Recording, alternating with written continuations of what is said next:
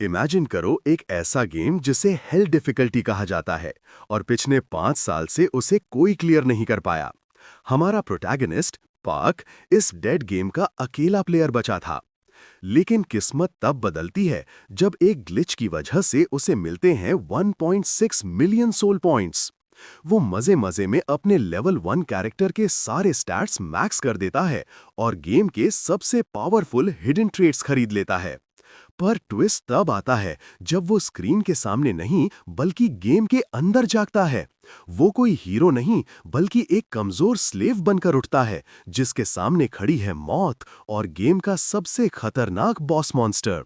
अब सवाल ये है, क्या एक लेवल 1 का स्लेव अपने ओवरपावर्ड स्टैट्स और 5 साल की गेम नॉलेज का यूज करके इस इम्पॉसिबल दुनिया को झुका पाएगा, या फिर पहले ही दिन उसका गेम ओवर हो जाएगा?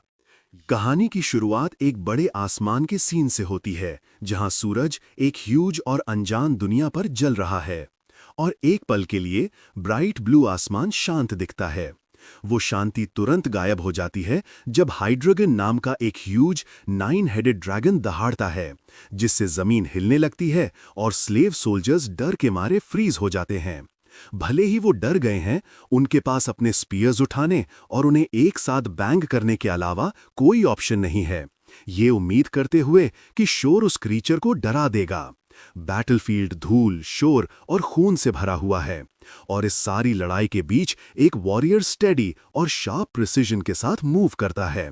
वो बिना किसी हेजिटेशन के एक सिंगल क्लीन स्ट्राइक के साथ दुश्मन को काट देता है। जबकि दुश्मन उसे मॉन्स्टर कहते हुए पीछे हटते हैं, उसके पास खड़े होने से भी डरते हैं, लेकिन वो खुद भी मुश्किल से टिका हुआ है। उसके हाथ कांप रहे हैं, उसकी सांसें भारी हैं और उसका शरीर हार मानने के करीब महसूस कर रहा है। दुश्मन उसकी कमजोरी नोटिस कर लेते हैं और जोर से चिल्लाते हुए उसकी तरफ दौड़ते हैं। खून से लथपथ और हवा अंदर खींचने की कोशिश करते हुए वो अपना सर उठाता है, लेकिन उसका विजन तेजी से धुंधला हो रहा है और उसकी ताकत पूरी तरह खत्म हो चुकी है। उसे लगा जैसे उसका दिल फटने वाला हो और जब उसने सांस छोड़ी तो ऐसा लगा जैसे कोई चाकू उसके मुंह की छत को खुरच रहा हो और आखिरकार वो गिर जाता है, हेल्पलेसली बैटलफील्ड की तरफ नीचे गिरते हुए, ये बता पाने में असमर्थ कि उसे जो टपक रहा था वो खून था या पसीना। और उसके सारे सेंसेस उसे एक ही बात बता रहे थे कि ये कोई ग्राफिक इफेक्ट नहीं बल्कि रियलिटी थी। लेकिन जैसे ही वो गिरता है, उसके आसपास ब्राइट होलोग्राफिक मैसेजेस दिखाई देते हैं। वो अनाउंस करते हैं कि heart of the iron blooded monarch के पावरफुल हिडन ट्रेट्स के साथ वेपन मास्टर, मास्टरफुल हैंड्स और कई दूसरे उसके अंदर जाग गए हैं। अचानक नई ताकत से भरकर वो सरप्राइजिंग फोर्स के साथ दुश्मन की लाइंस में क्रैश करता है और एक आखिरी डेस्परेट अटैक रिलीज करता है। फिर सब कुछ धुंधला हो जाता है क्योंकि वो ओवरपावर हो गया था। फिर सीन एक बिल्कुल ऑपोजिट लैंडस्केप में शिफ्ट होता है। एक छोटा क्लैटर्ड मॉडर्न रूम। एक आदमी अंधेरे में अकेला बैठा है जो सिर्फ उसके कंप्यूटर स्क्रीन की रोशनी में दिख रहा है, जो एक बड़ा गेम ओवर दिखा रहा है। ये हमारा प्रोटैगनिस्ट है, पार्क, जो फ्रस्ट्रेशन और डिसअपॉइंटमेंट के मिक्स के साथ अपनी कुर्सी पर पीछे झुकता है। उसका नाम एक वाइज लाइफ को सिंबलाइज करने वाला था। फिर भी वो हर दिन इस तंग कमरे में बिताता है, खाली कप्स, कचरे और अपने मॉनिटर की नीली चमक से घिरा हुआ। वो वीकडेज पर गेम खेलता था, वीकेंड्स पर भी नहीं, जबकि बाकी सब कड़ी मेहनत करते हैं। और जब उसने कुछ महीने पहले अपनी जॉब छोड़ी तो वो अपने कमरे में अकेला बंद हो गया और एक गेमिंग एडिक्ट की तरह रहने लगा। लेकिन फिर उसने ये बार बार करना शुरू कर दिया और प्योर 5 साल उसने एक सिंगल गेम पर फोकस किया है और अपने आसपास होने वाली लगभग हर चीज को इग्नोर किया है। वो मुश्किल से अपना कमरा छोड़ता है, वो अब रियल लाइफ का हिसाब भी शायद ही रखता है। वो गेम जिसे वो छोड़ नहीं सकता वो पंगीनिया है, जो 5 साल पहले इस प्रॉमिस के साथ थोड़ी देर के लिए पॉपुलर हुआ था कि अगर किसी ने गेम क्लियर कर लिया तो डेवलपर्स उसका एक सपना पूरा करेंगे। लेकिन उन्होंने इस फ्रेज को प्रमोट किया जो एक रिडिक्युलस लाइन थी, और प्लेयर्स जिनके पास बहुत वक्त था उन्होंने क्यूरियोसिटी में इसे ट्राई किया, लेकिन वो अल्टीमेटली फेल हो गए। अब 5 साल बीत चुके हैं और किसी ने इसे क्लियर नहीं किया और प्लेयर काउंट सिग्निफिकेंटली गिर गया था। और अब अगर पार्क गेम में लॉग्ड इन नहीं है तो ये दिखाता है कि गेम के ऑनलाइन प्लेयर्स की संख्या 0 है। ये गेम लॉन्च होते वक्त अपनी ब्रूटल डिफिकल्टी के लिए बदनाम था और पार्क को पुराने फोरम पोस्ट्स याद आए जो गुस्से से भरे थे और लोग उन बॉसेस को फेस करने के बाद क्विट कर रहे थे जिन्हें हराना ऑलमोस्ट इम्पॉसिबल था, उन कंपेनियंस के साथ जो बिना वार्निंग के धोखा दे देंगे। और अगर ये काफी नहीं था तो गेम में नेम्ड एनपीसीज थे जो कैरेक्टर्स को इंस्टेंटली डिस्ट्रॉय कर सकते थे। इस गेम में मौत कैरेक्टर को हमेशा के लिए डिलीट कर देती है। घंटों, दिनों, हफ्तों या सालों की प्रोग्रेस सेकंड्स में गायब हो जाती है। उसका भरा हुआ एशट्रे उसे याद दिलाता है कि गेम की कम्युनिटी कितने लंबे समय से गायब है। वो अपने सबसे रीसेंट लॉस के बारे में सोचता है। एक और स्ट्रॉन्ग कैरेक्टर हमेशा के लिए मिट गया। कैरेक्टर के साथ 5 साल की नॉन स्टॉप मेहनत और साथ ही 15 नोन यूनिक आइटम्स में से 8 का होना जो सब चले गए हैं, जिससे वो थका हुआ और खाली महसूस कर रहा है। लेकिन तभी उसकी स्क्रीन पर एक नोटिफिकेशन पॉपअप होता है और उसका ध्यान खींचता है। उसकी लेटेस्ट डेथ ने उसे वॉपिंग 1.6 मिलियन सोल पॉइंट्स दिलाए हैं, जो अब तक मिले पॉइंट से कहीं ज्यादा हैं। यहां तक कि सैकड़ों कैरेक्टर्स डिलीट करने पर भी वो इस अमाउंट के करीब कभी नहीं आया, टोटल में लगभग 80,000 पॉइंट्स। गेम में एक सोल पॉइंट सिस्टम था और गेम प्लेयर को उनके डेड कैरेक्टर की वैल्यू के हिसाब से सोल पॉइंट्स अवॉर्ड करता है, क्योंकि ये पॉइंट्स प्लेयर्स को टैलेंट्स खरीदने और अपनी अगली लाइफ स्ट्रॉन्गर स्टार्ट करने देते हैं। 1.66 मिलियन पॉइंट्स के साथ वो शुरुआत से लगभग हर चीज को बूस्ट कर सकता है। उसे पिछला वॉरियर याद आता है जिसे उसने स्वॉर्ड एबिलिटीज में 10,000 सोल पॉइंट्स के इन्वेस्टमेंट के साथ क्रिएट किया था और फिर वो मास्टर ऑफ स्वॉर्ड्समैनशिप टाइटल के साथ मर गया। फिर भी उस कैरेक्टर की सोल वैल्यू इसके मुकाबले बहुत छोटी थी, क्योंकि किसी भी टैलेंट की इन्वेस्टमेंट लिमिट 10,000 सोल पॉइंट्स थी। अब पार्क एक्चुअली प्रैक्टिकली हर चीज में इन्वेस्ट कर सकता है, और जबकि नॉर्मली लाका सेफ और प्रिडिक्टेबल मैजिक टैलेंट्स पिक करता, लेकिन इस बार वो अलग महसूस करता है, क्योंकि वो अब गेम बीट करने की उम्मीद नहीं करता, वो एक चांस लेने का फैसला करता है। वो रैंडम बटन दबाता है, बस मजे के लिए एक फाइनल कैरेक्टर क्रिएट करना चाहता है। वो बिना ज्यादा गहराई से सोचे चॉइस कंफर्म करता है। जैसे ही स्क्रीन लोड होती है, उसका दिमाग एक पेनफुल मेमोरी की तरफ चला जाता है। उसे याद आता है कि वो एक कॉफी शॉप में बैठा था, जबकि जिस औरत से वो प्यार करता था उसने शांति से उनका रिलेशनशिप खत्म कर दिया। उसने पॉइंट बाय पॉइंट एक्सप्लेन किया कि कैसे उसके पास कोई एम्बिशन नहीं है, कोई डायरेक्शन नहीं है और लाइफ के लिए कोई रियल प्लान नहीं है। उसकी बातें किसी भी इन गेम डेथ से ज्यादा चुभी और वो नहीं जानता था कि खुद को कैसे डिफेंड करे। उसके पास कहने के लिए कुछ नहीं था, लेकिन उसने उसकी तुलना उनकी उम्र के लोगों से की जिनके पास पहले से ही अच्छी जॉब्स और स्टेबल लाइफ्स थी, और हर कंपैरिजन ने उसे सिर्फ छोटा महसूस कराया। उसकी डिसअपॉइंटमेंट उसकी आवाज और चेहरे पर साफ थी, जैसे कि वो अकेला था जो दुनिया के साथ कदम मिलाने में नाकाम रहा था। शर्म ने उसकी आंखों को फर्श पर झुका दिया, जबकि उस शांत कैफे में उसके आसपास सब कुछ बिखर रहा था, ऐसा लग रहा था।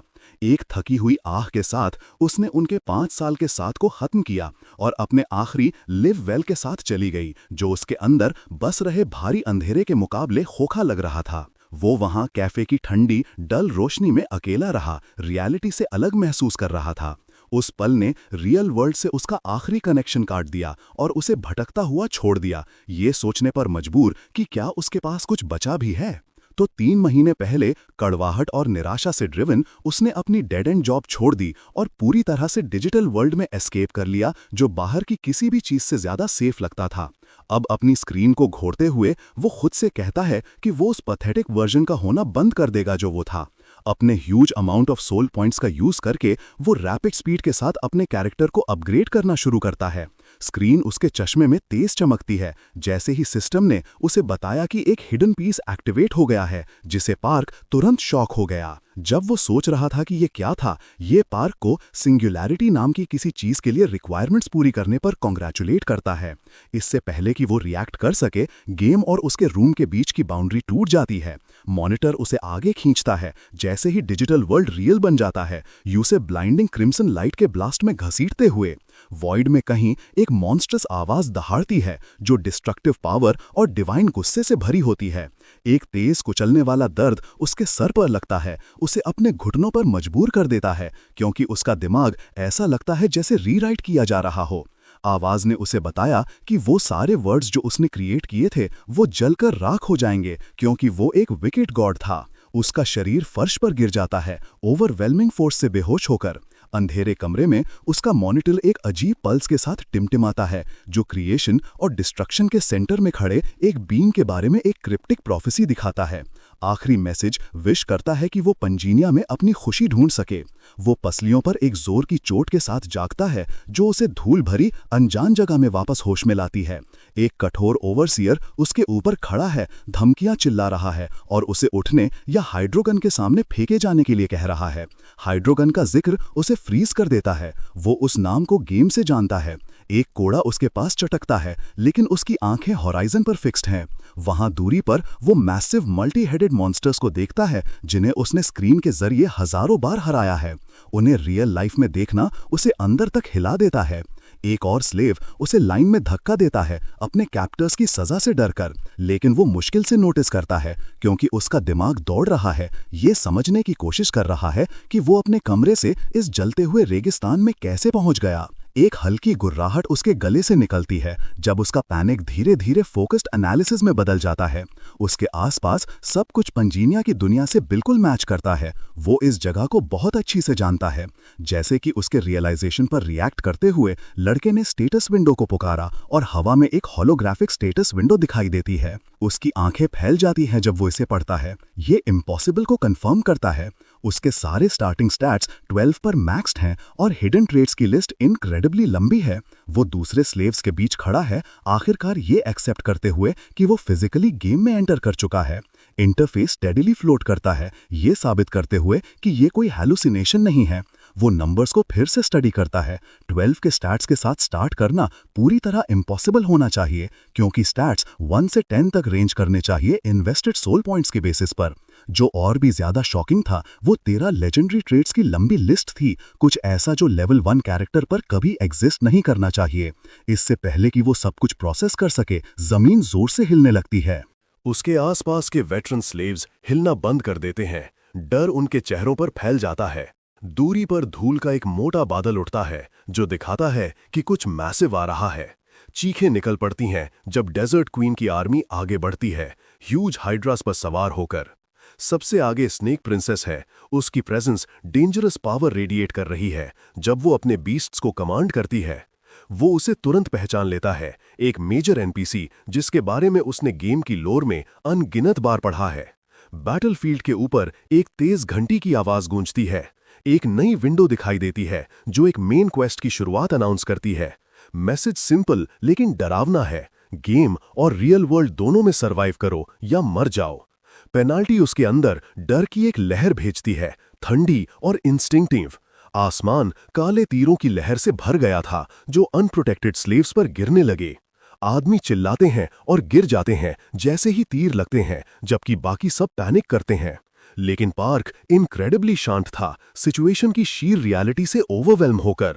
लेकिन तभी एक काम ब्लू एनर्जी उसे घेर लेती है। Heart of the iron blooded monarch का एक्टिवेशन, जो एक लिंक्ड ट्रेट था, जो तभी दिखाई देता है जब हर फिजिकल टैलेंट मैक्स्ड आउट हो। पार्क जानता था कि ये थकान को रोकता है, उसके ऑफ गार्ड पकड़े जाने के चांसेस कम करता है और उसे सिचुएशन को तेजी से समझने देता है। उसकी आंखें रेत में पड़ी एक तलवार पर लॉक होती हैं। वो जानता है कि शांत खड़े रहने से वो मारा जाएगा। वो तेजी से मूव करता है, गिरते हुए शरीर को डॉज करता है और वेपन पकड़ लेता है। ब्लेड का वजन उसके हाथ में अजीब तरह से नेचुरल लगता है। जैसे ही वो उठता है, तलवार हल्का सा वाइब्रेट करती है, उसके अंदर की ताकत को रिस्पॉन्ड करते हुए। एक ओवरसियर पैनिक में उस पर अटैक करता है, लेकिन वो बिना किसी हेजिटेशन के स्ट्राइक ब्लॉक कर देता है। उसका काउंटर अटैक तेज और क्लीन है, आदमी को एक सिंगल मोशन में काट देता है। खून रेत पर गिरता है, लेकिन वो नहीं हिलता। उसकी बॉडी प्रिसिजन के साथ मूव करती है जैसे ही सिस्टम एक्टिवेट हुआ। एक बार फिर लड़के को बताते हुए कि उसका वेपन मास्टर का हिडन ट्रेट एक्टिवेट हो गया है और अब लड़का जानता था कि उसे क्या करना है। जैसे ही बैटलफील्ड उसके आसपास शिफ्ट हुआ, पार्क ने स्लेवर्स के एक ग्रुप को अपनी तरफ दौड़ते हुए नोटिस किया। केओस में एक अकेले सर्वाइवर को देखकर उन्होंने साफ किलिंग इंटेंट के साथ पास आते हुए गालियां दी। लेकिन इससे पहले कि उनके भारी वार लग पाते, पार्क पहले ही जा चुका था। उनके वेपन्स ने सिर्फ खाली हवा को काटा, उसे एक स्प्लिट सेकंड से मिस करते हुए। उसकी बॉडी इंस्टिंक्ट पर मूव हुई, एक स्पीयर से बचते हुए जिसकी रेजर शार्प टिप ने उसके गाल को लगभग छू लिया था। जब उसकी उंगलियां वेपन के शाफ्ट पर बंद हुईं, फेमिलियरिटी का एक अजीब एहसास उसकी मसल्स में दौड़ गया। भले ही ये पहली बार था जब उसने रियल लाइफ में ऐसा वेपन पकड़ा था। अपने हिडन ट्रेट से फ्यूल्ड उसने तुरंत काउंटर किया, चुराई हुई स्पीयर को सीधा स्लेवर के आर पार कर दिया, एक वेटरन फाइटर की क्लीन प्रिसिजन के साथ। उसकी मूवमेंट्स उससे कहीं ज्यादा तेज और शार्प आ रही थी जितना वो कॉन्शियसली फॉलो कर सकता था, जिससे आसपास के दुश्मनों में पैनिक फैल गया क्योंकि उनके साथी गिर रहे थे। पार्क रेत पर एक फैंटम की तरह मूव किया, उसकी बॉडी स्मूथ डेडली एफिशिएंसी के साथ ट्विस्ट और स्ट्राइक कर रही थी जो नोविस के पास नहीं होनी चाहिए। एड्रेनलिन के रश के बावजूद उसने खुद को डिसबिलीफ में घूरते हुए पाया। ये वो एक्शंस थे जो उसने सिर्फ कीबोर्ड के जरिए किए थे। फिर भी अब उसकी बॉडी ऐसे एक्ट कर रही थी जैसे उसने सालों ट्रेनिंग की हो। एक और अटैक ने उसे वापस फोकस में लाया। उसने एक लीथल स्ट्राइक को पैरी किया जो उसका सर उड़ा देती, और जैसे ही उसने ऐसा किया उसके सेंसेस से एक अजीब धुंध उठ गई। उसका ऑब्जर्वेशन ट्रेंड एक्टिवेट हो गया, उसके अपोनेंट की बॉडी के अंदर बहती हुई माना की हल्की लाइंस दिखाते हुए। उसी समय एक सिस्टम मैसेज उसके दिमाग में गूंजा, उसे बताते हुए कि वो अब अटैक ट्रेजेक्टरीज को शुरू होने से पहले ही प्रिडिक्ट कर सकता है। इस नई क्लैरिटी के साथ वो मेले के बीच से आसानी से निकल गया। एक दुश्मन का ब्लेड उस जगह से बिना नुकसान पहुंचाए निकल गया जहां वो एक पल पहले था, और पार्क ने एक क्रशिंग काउंटर के साथ रिटेलिएट किया जिसने स्लेवर्स के गार्ड को शैटर कर दिया और ड्यूअल को इंस्टेंटली खत्म कर दिया। बिना एक पल गवाए उसने हवा से एक बैटल एक्स छीन लिया। उसकी स्टांस इंस्टिंक्टिवली एडजस्ट हुई, वेपन मास्टरी द्वारा गाइडेड, जिससे वो नए वेपन को परफेक्ट बैलेंस के साथ घुमा सका। उसके डाउनवर्ड स्ट्राइक ने एक दूसरे अटैकर के डिफेंस को क्रश कर दिया, स्लेवर को रेत पर घसीटते हुए भेज दिया। एक एक करके दुश्मन डर से पीछे हट गए क्योंकि उनका स्क्वाड बिखर गया था। उन्होंने एक स्लेव पर चार्ज किया था, सिर्फ ये रियलाइज करने के लिए कि बहुत देर हो चुकी है कि वो किसी ऐसी चीज का सामना कर रहे थे जो कहीं ज्यादा डेंजरस थी। लेकिन जैसे ही इमीडिएट थ्रेट्स में से आखिरी शांत हुआ, थकान पार पर एक दीवार की तरह लगी। उसकी सांसें भारी हो गईं, पसीना उसके चेहरे से बहने लगा जैसे ही एड्रेनलिन कम हुआ। उसकी बॉडी को उसकी लिमिट से बहुत आगे धकेला गया था, और उसके ट्रेट्स की ओवरवेलमिंग पावर उसकी सिंपल ह्यूमन स्टैमिना के साथ टकरा रही थी। बचे हुए स्लेवर्स हिचकिचाए, एक अकेले आदमी को उनके प्योर स्क्वाड को रोकते हुए देखकर घबरा गए। एक ब्लू विंडो पार्क की आंखों के सामने दिखाई दी, उसे इन्फॉर्म करते हुए कि उसकी वेपन प्रोफिशिएंसी अननेचुरल रेट पर बढ़ रही थी। ये पहले ही लेवल 6 पर थी, कुछ ऐसा जिसे अचीव करने में ज्यादातर प्लेयर्स को हफ्ते लगते थे। लेकिन जब उसने अपने कांपते हुए हाथ को देखा तो वो सच्चाई समझ गया। लेजेंडरी स्किल्स का कोई मतलब नहीं था अगर उसकी फिजिकल स्ट्रेंथ खत्म हो गई।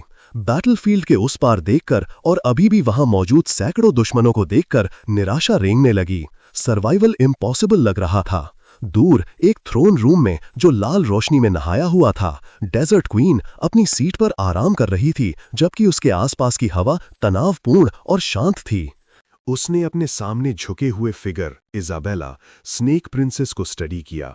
उसकी एक आखिरी लाल आंख कोल्ड डिसअपॉइंटमेंट के साथ चमक रही थी।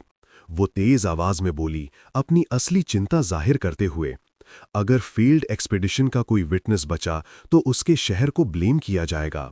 उस आउटकम को रोकने के लिए उसने इजाबेला को ऑर्डर दिया कि वो केल्ट्समैन डेजर्ट वापस जाए और हर बचे हुए स्ट्रैगलर को मिटा दे। जैसे ही इजाबेला जाने के लिए उठी, क्वीन ने एक आखिरी हुक ऑफर किया। अगर वो सफल होती है तो उसे बांधने वाले कर्ज को हटाने का वादा। इजाबेला के चेहरे पर शर्म और उम्मीद एक साथ चमकी, और क्वीन की वार्निंग उसके पीछे गुंजी जब वो गई, फेलियर मौत से बदतर किस्मत लाएगा। खुले आसमान के नीचे इजाबेला अपने मैसिव हाइड्रा के ऊपर खड़ी थी। हवा उसके काले बालों से गुजर रही थी जैसे ही उसने नीचे बैटलफील्ड का सर्वे किया। उसकी तेज आंखें कार्निज को स्कैन करती रहीं जब तक कि वो एक लोन फिगर पर नहीं रुकी जो अभी भी खड़ा था। पार्क के पर्सपेक्टिव से वो सनलाइट से फ्रेम्ड एक डार्क सिलुएट लग रही थी जो स्केल्ड मसल्स के एक लिविंग माउंटेन के ऊपर थी। इजाबेला ने अपनी आंखें तंग की, दोनों नाराज और इंट्रिग्ड की एक मामूली स्लेव इनिशियल स्लॉटर से बच गया था। पार्क अपनी तलवार पर भारी बोझ डाले हुए था, खुद को सीधा रखने में मुश्किल से सक्षम था क्योंकि उसका आखिरी एड्रेनलिन बह गया था। उसका विजन धुंधला हो गया और उसकी सांस कांपने लगी। लेकिन जैसे ही उसके पैर जवाब देने वाले थे, हवा में एक जानी पहचानी घंटी बजी और एक सिस्टम मैसेज दिखाई दिया। उसकी हेल्थ और माना पूरी तरह रिस्टोर हो गई थी, क्योंकि उसका लेवल बढ़कर लेवल 2 हो गया था। एनर्जी उसकी बॉडी में दौड़ गई, उसकी थकान को एक पल में साफ कर दिया। वो फिर से लंबा खड़ा हुआ, जरूरत पड़ने पर लड़ने के लिए तैयार। पास के स्लेवर्स उसकी अचानक रिकवरी से अनजान काम खत्म करने के लिए उसकी तरफ दौड़े। उनका अटैक कभी लैंड नहीं हुआ। हाइड्रा की पंच जमीन पर टकराने से पहले एक मैसिव शैडो उनके ऊपर से गुजरी, उन्हें एक सिंगल इम्पैक्ट में क्रश करते हुए। पार्क ने आवे और डर में ऊपर देखा। एरिया का असली बॉस आ गया था।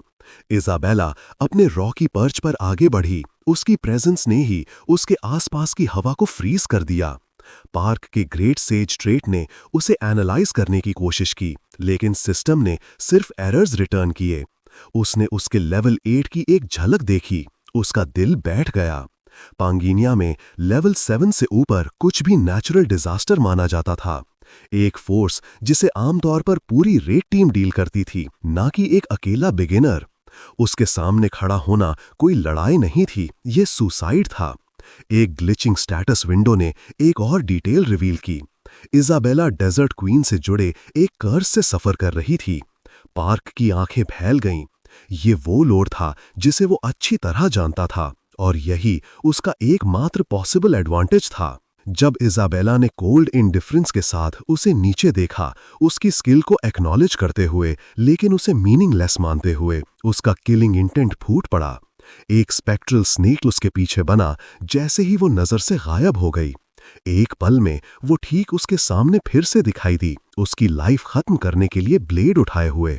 स्ट्राइक इतनी तेजी से आई कि धुंधली हो गई, लेकिन उस नैरो मोमेंट में, बस एक सेकंड के फ्रैक्शन में, पार्क ने अपनी तलवार नहीं उठाई। वो मुस्कुराया और डिफेंड करने के बजाय उसने शब्दों से उसका किलिंग ब्लो ब्लॉक कर दिया, एक सवाल चिल्लाते हुए कि क्या वो क्वीन के कर्स से आजाद होना चाहती है। ये इतना शॉकिंग था कि उसने उसके ब्लेड को उसके गले से इंचेस की दूरी पर फ्रीज कर दिया। इजाबेला की रोकी गई स्ट्राइक की शॉक वेव ने पार्क के बालों को पीछे उड़ा दिया। उसके ब्लेड का ठंडा किनारा उसके गले पर हल्का सा टिका हुआ था। वो फ्रोजन खड़ी थी, उसकी आंखें डिसबिलीफ से फैली हुईं। उसका मर्डरस कंपोजर उस सीक्रेट लोर के टुकड़े से बिखर गया जो उसने अभी रिवील किया था। एक भारी शांति उनके बीच बस गई। जैसे ही वो उसकी आंखों में घूरती रही, उसका किलिंग इंटेंट धीरे धीरे एक कांपती हुई क्यूरियोसिटी में बदल रहा था। पार्क ने अपनी आवाज स्टेडी रखी। जैसे ही उसने उसके कैरेक्टर से जुड़े हिडन लोर को सुनाया, कॉन्फिडेंट होके एक स्टार बैरर होने का दावा किया जो सितारों की किस्मत पढ़ सकता था। एब्सोल्यूट सर्टेनिटी के साथ उसने उसे वो चीज ऑफर की जो वो किसी भी और चीज से ज्यादा चाहती थी, क्वीन के कर्स को तोड़ने का तरीका। जिस पल उसने कर्स हटाने का जिक्र किया, इजाबेला की पुतलियां फैल गईं। उसकी नजर में बंद शक के बावजूद उसके अंदर उम्मीद टिमटिमाई। धीरे धीरे उसके पोस्चर से तनाव निकल गया। उसने अपना वेपन नीचे कर लिया, ये साबित करते हुए कि उसका रिस्की गैम्बल काम कर गया था। अंदर से पार्क ने चुपचाप सच्चाई को एक्नॉलेज किया। स्टार बैरर एक रेयर एनपीसी क्लास थी जो गेम के लेवल कैप को सरपास करने के लिए रिक्वायर्ड थी, और उस लोर के हिसाब से जो उसे याद था, इजाबेला सिर्फ एक स्टार बैरर की ब्लेसिंग से ही क्वीन के कर्स से बच सकती थी। उसने उसे ध्यान से देखा, उसके कंधों में छोटी सी कंपन नोटिस की, जैसे वो ये छुपाने के लिए संघर्ष कर रही थी कि वो आजादी कितनी बुरी तरह चाहती थी। उस पल में वो जान गया कि वो जीत गया है।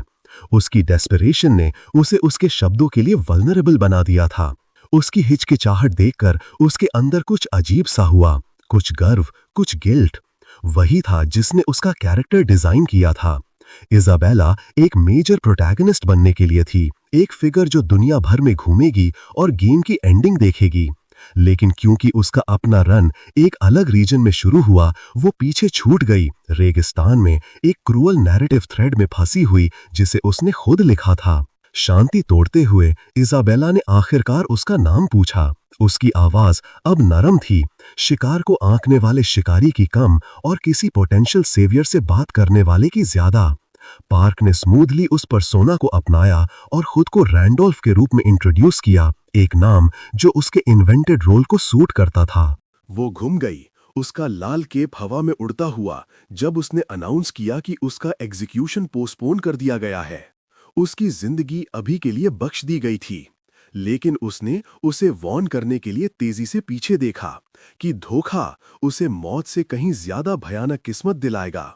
अगर वो अपना वादा पूरा करने में फेल रहा तो उसे चीर देने का वादा किया। एक सिंगल कमांड के साथ उसने अपने ट्रूप्स को ऑर्डर दिया कि उसे एक ऑनर्ड गेस्ट की तरह ट्रीट करें। इंस्टेंटली उसका स्टेटस स्लेव से वीआईपी में बदल दिया। एक ब्लू सिस्टम विंडो उसके सामने चमकी, मेन क्वेस्ट 1 सर्वाइवल के कंप्लीशन को कंफर्म करते हुए, जिसके बाद कॉन्स्टलेशंस ऑफ फॉर्च्यून और बैटल से नोटिफिकेशंस और रिवॉर्ड्स की झड़ी लग गई। जिस पल एड्रेनलिन उससे निकला, उसके पैर जवाब दे गए और वो जमीन पर गिर गया, उस एब्सर्डिटी से ओवरवेल्म्ड होकर जो उसने अभी जी थी। एक और नोटिफिकेशन ने उसे इन्फॉर्म किया कि उसका extra ordinary score global hall of fame में रिकॉर्ड किया जाएगा। वक्त बीता और सीन इजाबेला के महल के ठंडे चांदनी वाले टावर्स में शिफ्ट हो गया। अब बैटलफील्ड के खून और धूल से दूर एक लग्जूरियस बाथ में आराम करते हुए पार्क ने उस लूट को एग्जामिन किया जो उसे मिली थी। उनमें लेजेंडरी स्वॉर्ड ऑफ मशेला, एक हाई ड्रैगन की सोल, एक अल्ट्रा रेयर आइटम जो गेम की हिस्ट्री में सिर्फ एक बार दिखाई दिया था, और एक टूटा हुआ गोल्डन स्केल जिसके पास रियलिटी और पैंजीनिया को सिंक्रोनाइज करने की क्रिप्टिक एबिलिटी थी, शामिल थे।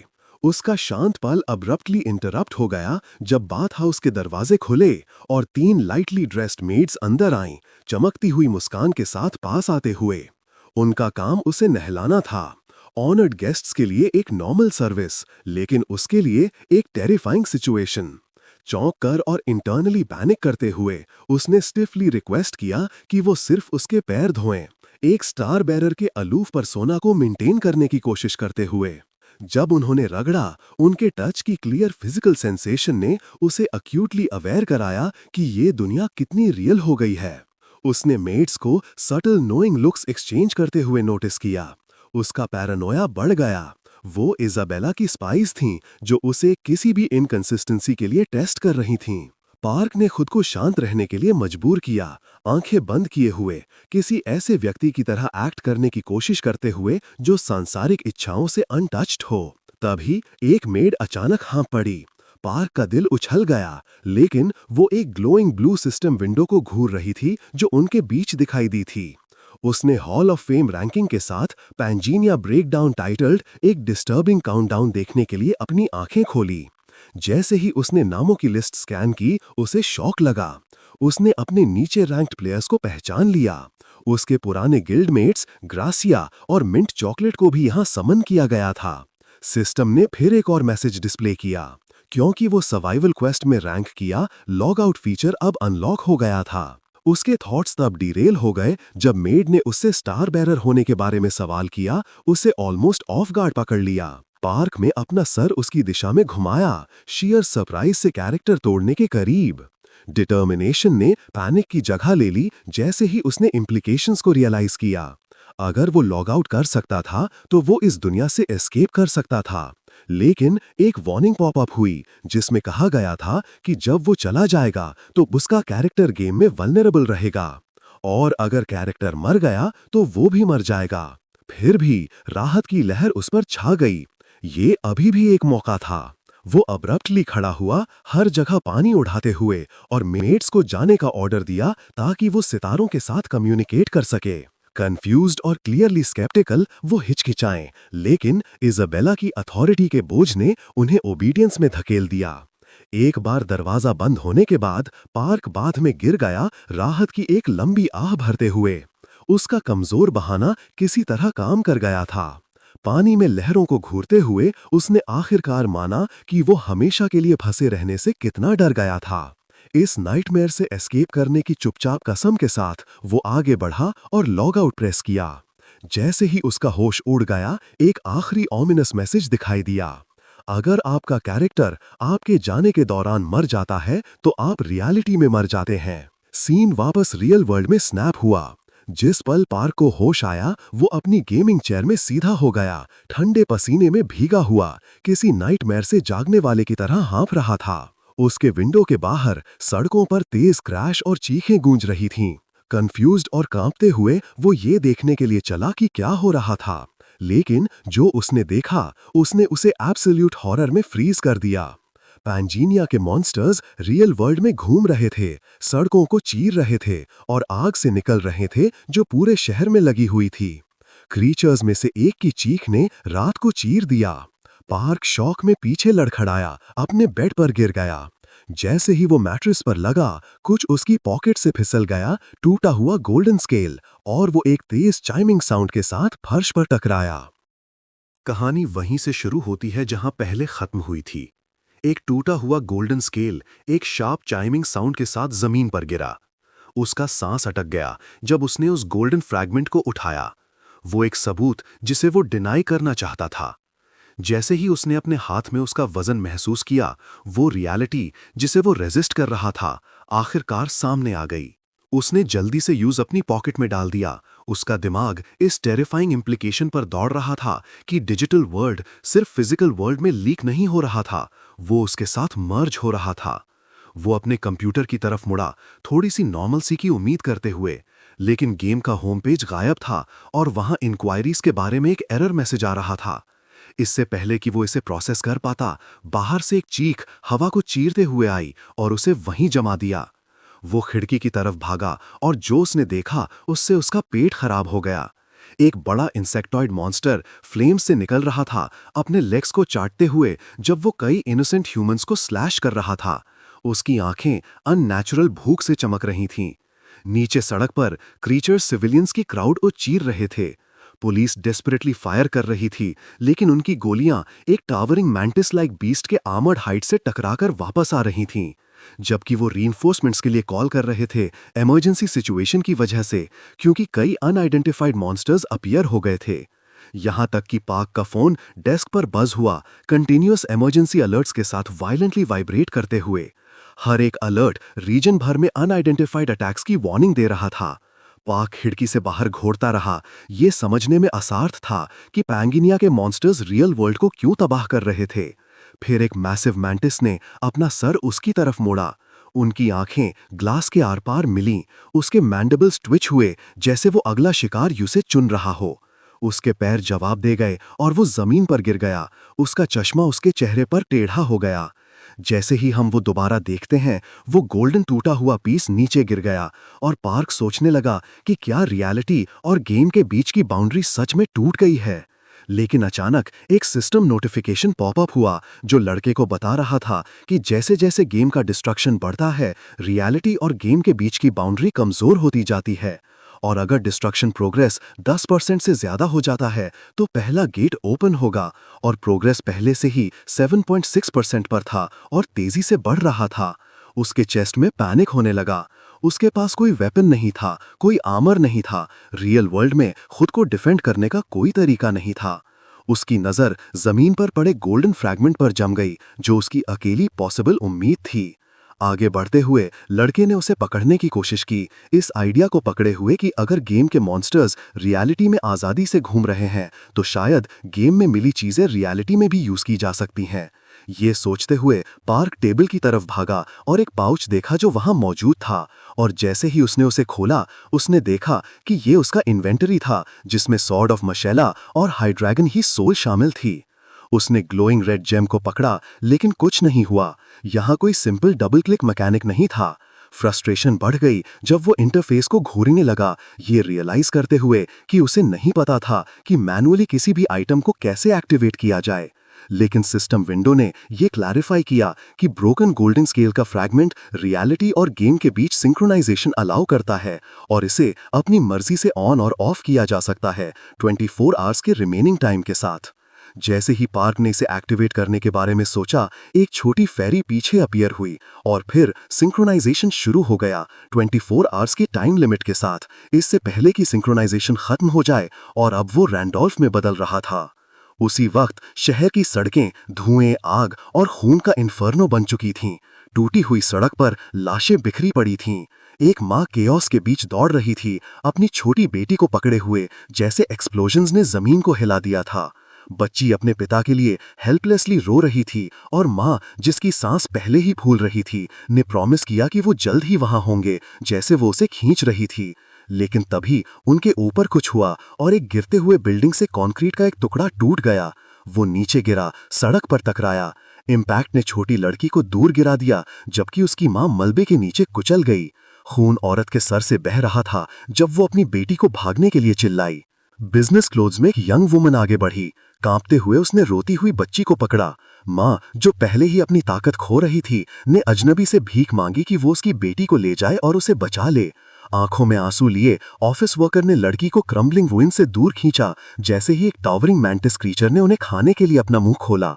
बच्ची स्ट्रेंजर के बाहों में शील्डेड थी जब वो क्रीचर उस हेल्पलेस वुमन की तरफ गिरा, जब वो सोच रही थी कि क्या वो लोग ऐसे ही मरेंगे। लेकिन इससे पहले कि वो उस तक पहुंच पाता, एक शार्प ब्लेड हवा को चीरते हुए निकला, जैसे ब्लू लाइट की एक फ्लैश ने धूल को रोशन कर दिया। एक मैसिव सॉर्ड ने मॉन्स्टर को एक सिंगल स्ट्राइक में चीर दिया, उसे साफ 2 टुकड़ों में बांट दिया। जमीन पर हरा खून फैल गया, जैसे एक फिगर मलबे के बीच हैवी इम्पैक्ट के साथ लैंड हुआ। यंग वुमन जम गई, लड़की को जोर से पकड़े हुए, जब उसे रियलाइज हुआ कि वो जिंदा है, और वो न्यू कमर को घूरने लगी।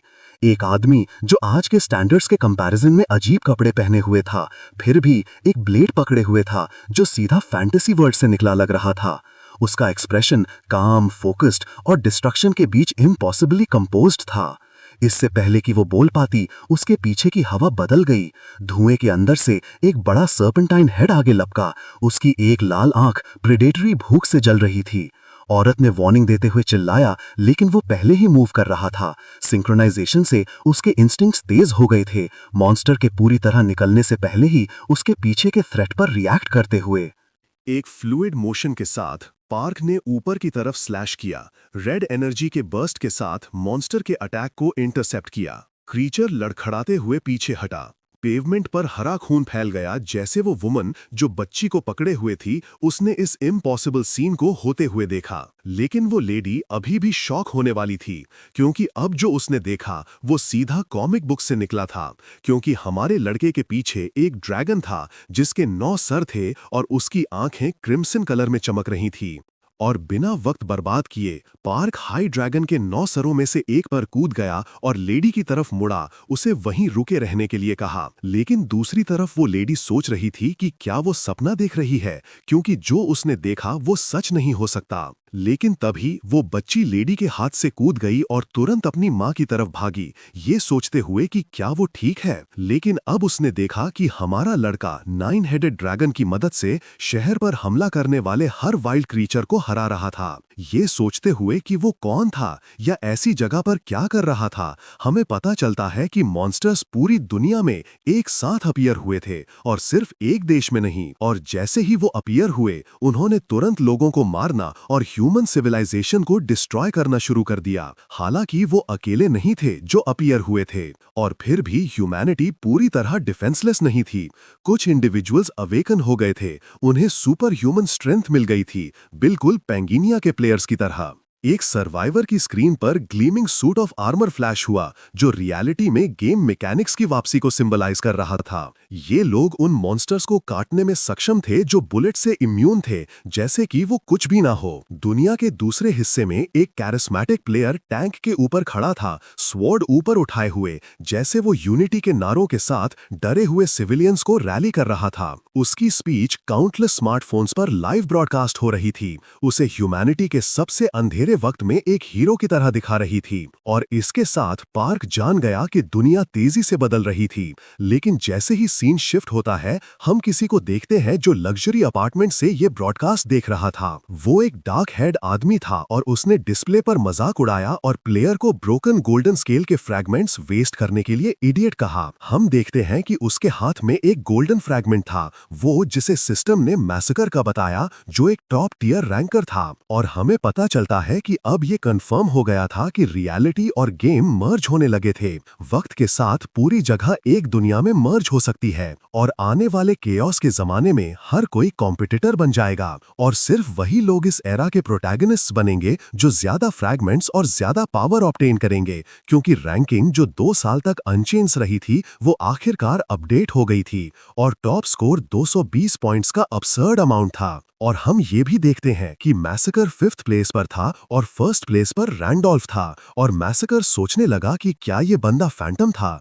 हमें पता चलता है कि फैंटम को गोस्ट के नाम से भी जाना जाता था, क्योंकि किसी को उसका नाम नहीं पता, हर कोई उसे इन 2 निकनेम से बुलाता है। और फैंटम पहला इंसान था जिसने एनपीसी एक्सपीडिशन फॉर्म किया और उसने इसे डीमन रेल्म एक्सपीडिशन कहा, जैसे वो अकेला बना जो गेम के फाइनल क्लियर से ठीक पहले पहुंचा। और मल्टीपल कोशिशों के बाद भी ये कंप्लीट फेलियर में खत्म हुआ, लेकिन फिर भी फैंटम प्योर गेम का अनडिनायबली नंबर 1 प्लेयर था। और क्योंकि उसका सबसे स्ट्रॉन्ग कैरेक्टर समन होगा, इसका मतलब ये था कि रैंडोल्फ वही होना चाहिए जो एक्सपीडिशन फेल होने के मोमेंट पर गेम एंड करे, भले ही अपीयरेंस और इक्विपमेंट रीसेट हो गए हों। लेकिन पिछले कैरेक्टर के टैलेंट्स कैरी ओवर होते हैं, इसलिए मैसेकर ने सोचा कि उसे समझ आ गया कि रैंडोल्फ को इतना हाई स्कोर कैसे मिला। सीन शिफ्ट होता है और हम देखते हैं कि रैंडोल्फ वापस गेम में था, जैसे वो वार्म बाथ वाटर में पीछे लीन कर रहा था, अपनी चिन को रगड़ते हुए, जैसे वो अपने पास्ट एक्सपीरियंसेस के थ्रेड्स को कनेक्ट कर रहा था।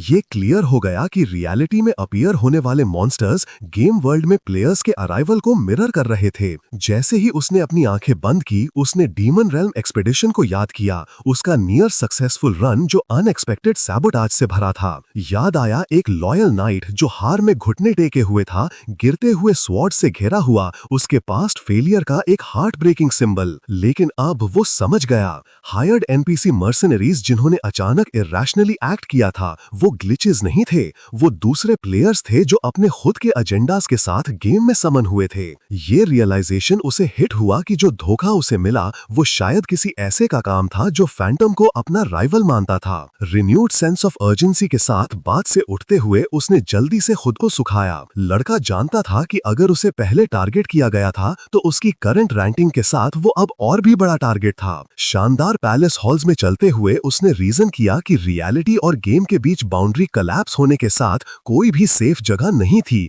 ना तो गेम में और ना ही रियलिटी में। आगे बढ़ने का एक ही रास्ता सिंपल था, मर्ज कंप्लीट होने से पहले ओवरवेलमिंगली पावरफुल बनना। वो थ्रोन रूम में पहुंचा जहां इजाबेला रीगल कमांड में बैठी थी। उसने उसे एक पियर्सिंग गेज के साथ देखा और पूछा कि क्या वो अपना वादा पूरा करने के लिए तैयार है। पार्क ने कॉन्फिडेंट सर्टेनिटी के साथ जवाब दिया, लेकिन इससे पहले कि वो और कुछ कह पाती, उसने बोल्डली पहले अपनी शर्तें रखी। प्रिंसेस ने सोचा कि वो क्या थी और शॉकिंगली रैंडोल्फ ने डिमांड किया कि उसे सैंक्चुरी में एंट्री चाहिए। ये रिक्वेस्ट ऑडेशियस थी, उसके करंट लेवल को देखते हुए ऑलमोस्ट इनसेन थी, लेकिन उसने अपनी रीजनिंग एक्सप्लेन की। अगर पहला मेन क्वेस्ट सर्वाइवल था तो दूसरा क्वेस्ट क्लास ऑब्टेन करने के बारे में था और उसे सिर्फ कोई भी क्लास नहीं चाहिए थी, उसका एम सबसे टॉप पर था। तो उसने हाँ इजाबेला को बताया कि वो एक स्टार की लोकेशन जानता है जो सिर्फ वहां ऑब्टेन किया जा सकता है। तभी एक सिस्टम नोटिफिकेशन अपीयर हुआ और लड़का मुस्कुराया क्योंकि उसे क्लास ऑब्टेन करनी थी और रिवॉर्ड्स क्लास के रैंक पर डिपेंड करते हुए वैरी करते हैं। ये सैंक्चुरी में एक क्लास ऑब्टेन करनी थी और क्वेस्ट ऑब्टेन करते ही तुरंत खत्म हो जाता है। जैसे ही सीन शिफ्ट होता है, पैलेस के ठंडे पत्थर के फर्श पर लाशें बिखरी पड़ी थीं। वो गार्ड्स जो इजाबेला के रास्ते में खड़े थे अब टेढ़े मेढ़े और बेजान पड़े थे। उनका खून उनके नीचे जमा हो रहा था। इजाबेला ने बिना किसी पछतावे के अपना चेहरा साफ किया। उसके पीछे रैंडोल्फ था जो एक अनईजी साइलेंस में देख रहा था। वो हिल गया था ये देखकर कि उसने कितनी आसानी से पूरी स्क्वाड को मार दिया था।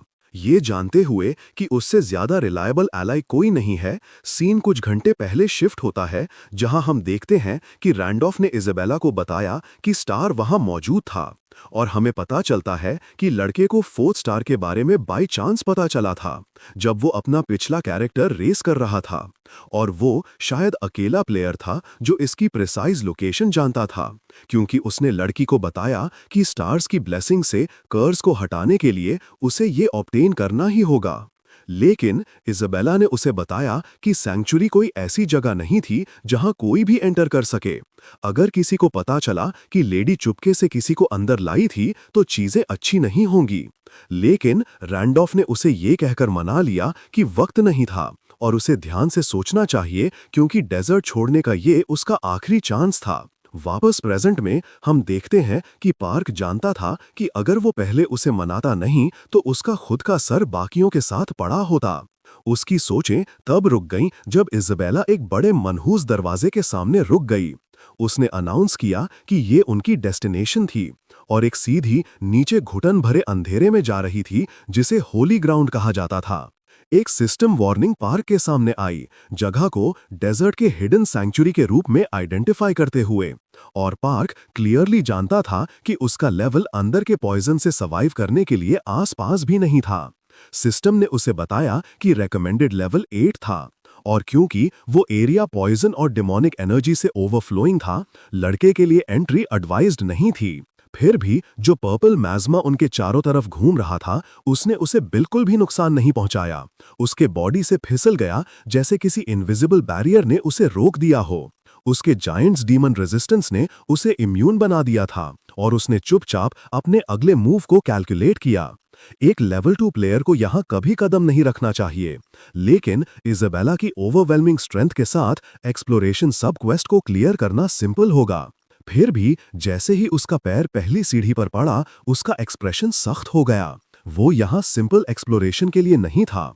जो मेन क्वेस्ट उसके सामने मंडरा रहा था वो डिमांड कर रहा था कि वो एक क्लास ऑब्टेन करे, और वो जानता था कि क्लास का टियर पूरी तरह से सैंक्चुरी के अंदर उसके एक्शंस पर डिपेंड करेगा। उसके एम्बिशंस ऑर्डिनरी प्रोफेशन से कहीं आगे थे। वो किसी बहुत रेयर चीज का एम कर रहा था, मिस्टीरियस वंस में से एक। इससे पहले कि वो और नीचे जा पाता, इज़ाबेला ने चट्टान की तरफ देखा। वो बस मुस्कुराई, ये सोचते हुए कि स्टार बैरर ने गलत रास्ता ले लिया है। लेकिन जैसे ही वो मुड़ी और जाने लगी, लड़के ने उसके कंधे पकड़ लिए।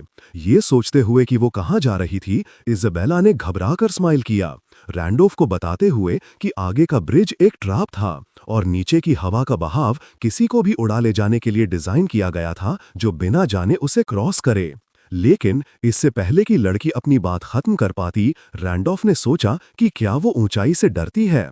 इस बात ने लेडी की नस दबा दी, जैसे वो घबराकर मुड़ी और लड़के को बताया कि वो कुछ नहीं जानती, जिसे उसकी डिक्शनरी में डर कहा जाता है। लेकिन लड़का लगातार उसे कॉल आउट करता रहा, उसे डरपोक और पता नहीं क्या क्या कहता रहा। लेकिन लेडी लड़के को बताती रही कि ब्रिज के ट्रैप होने के चांसेस हाई थे और कन्वीनियंटली उसे अभी अपने पैर में क्रैम्प आ गया था, तो उसे सेफ रूट चेक करना चाहिए। लेकिन ये सुनकर रैंडोल्फ नीचे झुका और इज़ाबेला को अपनी पीठ पर आने के लिए कहा। लड़की इससे इतनी फ्लस्टर्ड हो गई कि उसने पूछा कि क्या लड़का मरना चाहता है। लेकिन रैंडोल्फ ने शांति से सोचा कि क्या इज़ाबेला को क्रैम्प नहीं था, और क्योंकि वक्त नहीं था उसे जल्दी ऊपर आना होगा, क्योंकि मरे हुए वॉरियर्स कुछ ही पलों में जिंदा हो जाएंगे। और जब भी प्रिंसेस के कैसल में ना होने का शक होगा तो क्वीन की परस्यूट टीम आ जाएगी। तो उनका वक्त बर्बाद करने के बजाय लड़के के लिए उसे कैरी करना बेहतर है, भले ही लेडी शर्मा रही थी। वो जानती थी कि लड़का सही था, रैंडोल्फ के कंधों पर चढ़ते हुए, जबकि वो अपने सो कॉल्ड क्रैम्प्ड पैर को कोस रही थी। लेकिन लड़के ने उसे कस के पकड़ने को कहा। जैसे ही दोनों ने इधर उधर कूदना शुरू किया और अचानक स्नेक प्रिंसेस ने नोटिस किया कि रैंडोल्फ ब्रिज के बजाय गलत रास्ते पर खाली वॉइड की तरफ जा रहा था। और अब लड़की चीखने लगी, सोचते हुए कि रैंडोल्फ ऐसा क्यों कर रहा था। लेकिन लड़की की किसी भी वार्निंग पर ध्यान ना देते हुए रैंडोल्फ सीधा हवा में कूद गया, जबकि उसने म्यूटेंट का अपना हिडन ट्रेट एक्टिवेट किया, जिसमें ऐसी शक्तियां थीं जो इंसान को वो सभी राज देखने देती थीं जो इंसानी आंखों से इनविजिबल थे। और हम देखते हैं कि वॉइड में एक सीक्रेट सीढ़ी थी और वहां एक इनविजिबल रास्ता मौजूद था। जैसे ही इज़ाबेला शॉक थी, रैंडोल्फ ने उसे बताया कि ये असली रास्ता था, और वो सोचने लगी कि एक मामूली कॉमनर एक ऐसे रास्ते के बारे में कैसे जानता था जिसके बारे में वो भी नहीं जानती थी। और इस सैंक्चुरी में भी जो पॉइजन और डिमोनिक एनर्जी से भरा हुआ था, रैंडोल्फ सांस लेने के लिए भी नहीं हाँफ रहा था। और वो जानती थी कि सिर्फ स्टार बैरर होने के लिए ये कुछ ज्यादा ही अजीब चीजें हो रही थी। लेकिन इससे पहले कि लेडी आगे सोच पाती, रैंडॉल्फ मोड़ा और इज़ाबेला को एक्रोफोबिया होने के लिए चिढ़ाने लगा। प्रिंसेस शॉक थी कि रैंडॉल्फ उसके सामने इतना रिलैक्स्ड एक्ट कर रहा था, और ये सिर्फ कोई कॉन्फिडेंस नहीं था जो स्ट्रांग होने से आता है, और ये ऐसा था जैसे रैंडॉल्फ किसी पुराने दोस्त का स्वागत कर रहा हो जिसे उसने सालों से नहीं देखा था। अब और बर्दाश्त ना करते हुए उसने उसकी आंखों में देखा और वो सवाल पूछा जो उसे परेशान कर रहा था कि क्या वो पहले मिल चुके हैं। पार्क ने पहले इसे इग्नोर किया, लेकिन फिर उसने लेडी को बताने का फैसला किया कि वो एक ही जगह पर मिले हैं। लेकिन भले ही लड़के ने उसे देखा था, स्नेक प्रिंसेस ने उसे कभी नहीं देखा था। जैसे ही वो दोनों सीढ़ियों के एंड तक पहुंचे, उनके चारों तरफ रोशनी फैल गई, और जब वो धुंधली हुई तो उन्होंने खुद को एक शांत घास वाली पहाड़ी पर लेटा हुआ पाया, नीचे की खाई से बहुत दूर। पार्क ने एक्सप्लेन किया कि वो एक डोमेन बैरियर से गुजरे थे, एक मैजिकल फिल्टर जो ट्रू सैंक्चुरी को किसी भी ऐसे शख्स से छुपाने के लिए डिजाइन किया गया था जो वहां पहुंचने के लायक नहीं था। जैसे ही फूलों की पंखुड़ियां पहाड़ी पर धीरे से उड़ने लगी, उसका एक्सप्रेशन तेज हो गया। उसकी गेम की यादें उसे वार्न कर रही थीं कि किसी भी मोमेंट कुछ शुरू होगा। वो इंस्टिंक्ट कंफर्म हो गया जब उनके सामने चट्टान के अंदर गहराई में एक अकेली लाल आंख खुली और एक एंशिएंट मैकेनिकल मैलिस के साथ चमक उठी। अंधेरे से बड़े पत्थर के आकार हिलने लगे। एक एक करके उनकी आंखें अंधेरे में जलते हुए कोयले की तरह जल उठीं। एक बड़ा गोलम जमीन से उठा, उसका मोल्टन कोर उसके चेस्ट में एक मिनिएचर सन की तरह धड़क रहा था। पार्क ने तुरंत क्रीचर को असेस किया, उसके चेस्ट पर खुदे हुए रून को एक अपर टियर गार्डियन के मार्क के रूप में पहचानते हुए, जो इतना स्ट्रांग था कि उसे तुरंत मार सकता था। खतरे के बावजूद वो एक कॉन्फिडेंट ग्रिन के साथ इज़ाबेला की तरफ मुड़ा, उसे चिढ़ाते हुए कि क्या उसका सपोज्ड लेग क्रैम्प लड़ाई के लिए काफी ठीक हो गया था। उन सभी पत्थरों से परेशान होकर स्नेक प्रिंसेस ने रैंडॉल्फ को बस चुप रहने और देखने के लिए कहा, जबकि हम देखते हैं कि कई रॉक गोलम्स डुओ की तरफ भागने लगे, इज़ाबेला को अपनी पूरी ताकत से पंच करने के लिए तैयार होते हुए। लेकिन लेडी बिना किसी डर के खड़ी थी और वो बस मुस्कुरा रही थी जैसे वो मॉन्स्टर पर रेड लाइटनिंग की फ्लैश की तरह टूट पड़ी, गोलम की बॉडी पर हर वीक पॉइंट को ओवरवेलमिंग स्पीड और प्रिसिजन के साथ स्ट्राइक करते हुए। बड़ा ढांचा हमले के बीच में कांप उठा, उसका रॉकी फ्रेम इम्पॉसिबली फास्ट हमले के नीचे टूट रहा था। पार्क ने एक सैटिस्फाइड स्माइल के साथ ऑब्जर्व किया, एक बार फिर से एक टैंक टाइप मॉन्स्टर पर असैसिनेशन क्लास की अब्सर्ड एफिशिएंसी को देखकर हैरान था, जिसके लिए एक फुल रेड पार्टी की जरूरत होनी चाहिए थी। भले ही पार्क ने कैरेक्टर खुद बनाया था, फिर भी ये उसके लिए अब्सर्ड था, क्योंकि ये वही था जो एक लेवल 8 का असली मतलब था, और ये वही ताकत थी जो उसके पास थी। गोलम रिकवर होने से पहले ही चमकते हुए टुकड़ों में बिखर गया, स्टैट्स में शेयर डिफरेंस को बर्दाश्त करने में असमर्थ। जैसे ही धूल जमी, पार्क के सामने एक ब्लू सिस्टम विंडो अपीयर हुई, उसे एक नए ऑप्शन के साथ सरप्राइज करते हुए गोलम मेकर क्लास। पार्क को रियलाइज हुआ क्योंकि वो साथ ट्रैवल कर रहे थे, इज़ाबेला का किल उसे भी क्रेडिट किया गया था। पार्क ने इस पर ध्यान से विचार किया। समनर टाइप क्लासेस रेयर और एक्सट्रीमली वर्सेटाइल थीं, और इतनी जल्दी एक ऑब्टेन करना कुछ ऐसा था जिसका ज्यादातर प्लेयर्स सिर्फ सपना देख सकते थे। लेकिन उसने बिना किसी हिचकिचाहट के डिक्लाइन बटन दबा दिया। वो यहाँ हाई टियर प्राइस के लिए इतनी दूर नहीं आया था, उसका टारगेट कहीं ज्यादा ऊंचा था। इससे पहले कि विंडो गायब होती, जमीन फिर से हिल गई। डार्क पर्पल शैडोज धुएं की तरह जमीन से रिसने लगी, मुड़ते हुए और ओमिनस एनर्जी के एक वॉर्टेक्स में इकट्ठा होते हुए। इज़ाबेला ने तुरंत बदलाव महसूस किया और अपने डैगर को उठाते हुए घूमी, पिछले गार्डियन से कहीं आगे के खतरे को सेंस करते हुए। स्वर्लिंग एनर्जी कंडेंस हो गई, एक मैसिव सिलुएट बनाते हुए जो पहले के गोलम्स को छोटा दिखा रहा था। एक सिस्टम मैसेज सैंक्चुरी में गूंज उठा, एंशिएंट किंग के अवेकनिंग को अनाउंस करते हुए, माउंटेन का ट्रू मास्टर जो नेमलेस स्टार के नीचे दफन था। पार्क ने अपनी नजर उनके ऊपर के अंधेरे की तरफ उठाई, क्योंकि ये वही एंटिटी थी जिसके लिए वो आया था। एक बड़ा सर्पेंटाइन हेड शैडो से उभरा, उसकी पर्पल आईज डिवाइन अदरवर्ल्डी पावर के साथ जल रही थीं। पार्क और इज़ाबेला एक साथ खड़े थे, एंशिएंट किंग ड्रामैट के मैजेस्टिक और टेरिफाइंग फॉर्म का सामना करते हुए छोटे फिगर्स। एपिसोड 5 की शुरुआत वहीं से होती है जहां पिछला एपिसोड खत्म हुआ था। एक कोलोसल सर्पेंटाइन हेड शैडोज से बाहर निकला, जिसकी पर्पल आईज डिवाइन अर्थवर्ल्डली पावर के साथ बर्न कर रही थीं। पार्क और इजाबेला साइड बाय साइड खड़े थे, टाइनी फिगर्स जो एंशिएंट किंग ड्रामट के मजेस्टिक और टेरिफाइंग फॉर्म को फेस कर रहे थे। एक फाइनल वार्निंग पार्क के विजन में ब्लाइंडिंग रेड कलर में फ्लैश हुई, जो डिक्लेयर कर रही थी कि उसका लेवल एक चैलेंज के लिए कैटास्ट्रोफिकली इनसफिशिएंट था, जो लेवल 10 के लिए बना था। फिर भी वो सीधा आगे घूरे जा रहा था, अनवेवरिंग। एंशिएंट किंग का क्रशिंग ऑरा पार्क पर एक फिजिकल वेट की तरह गिरा, उसके लंग्स से हवा निकाल दिया और उसे मोमेंटरीली ब्रेथलेस छोड़ दिया। उनके ऊपर काफी हाई वो कोलोसल माउंटेन गार्डियन स्काई में कॉइल कर रहा था और उसका बॉडी इतना इमेंस था कि उसने सन को इक्लिप्स कर दिया। खुद को कंपोज रखने की कोशिश करते हुए पार्क ने इजाबेला को एक शेकी स्माइल दी, लेकिन वो लेडी सोचने लगी कि क्या वो एक्सपेक्ट कर रहा है कि वो उस स्केल की चीज से अकेले फाइट करे।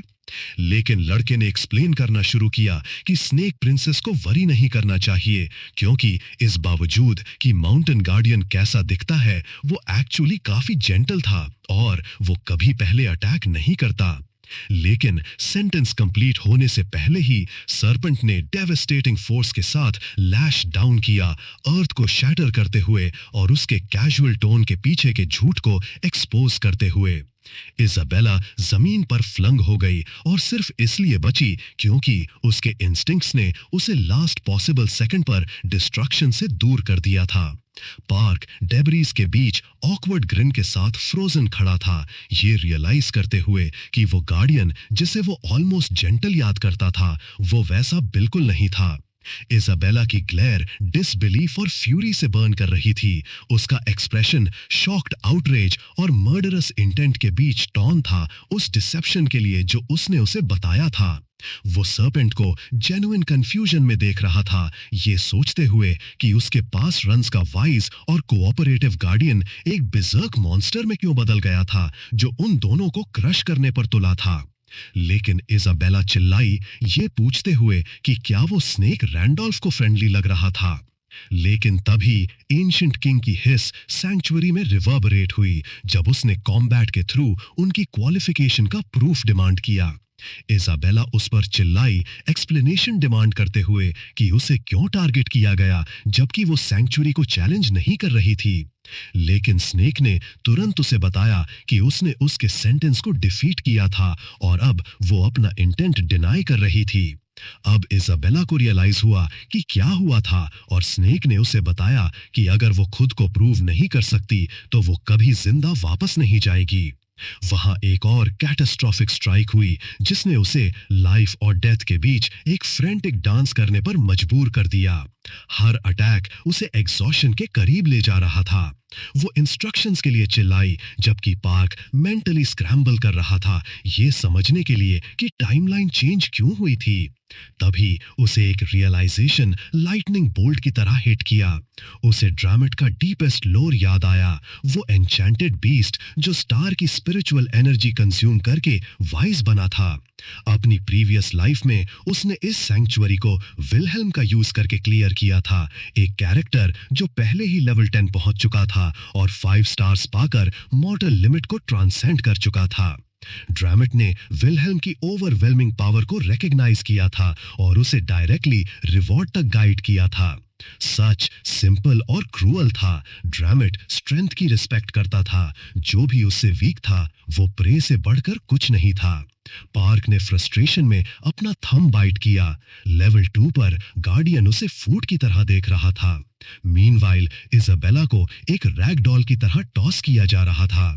सर्पेंट की ओवरवेलमिंग फोर्स ने उसे मिट्टी पर स्केट करवा दिया।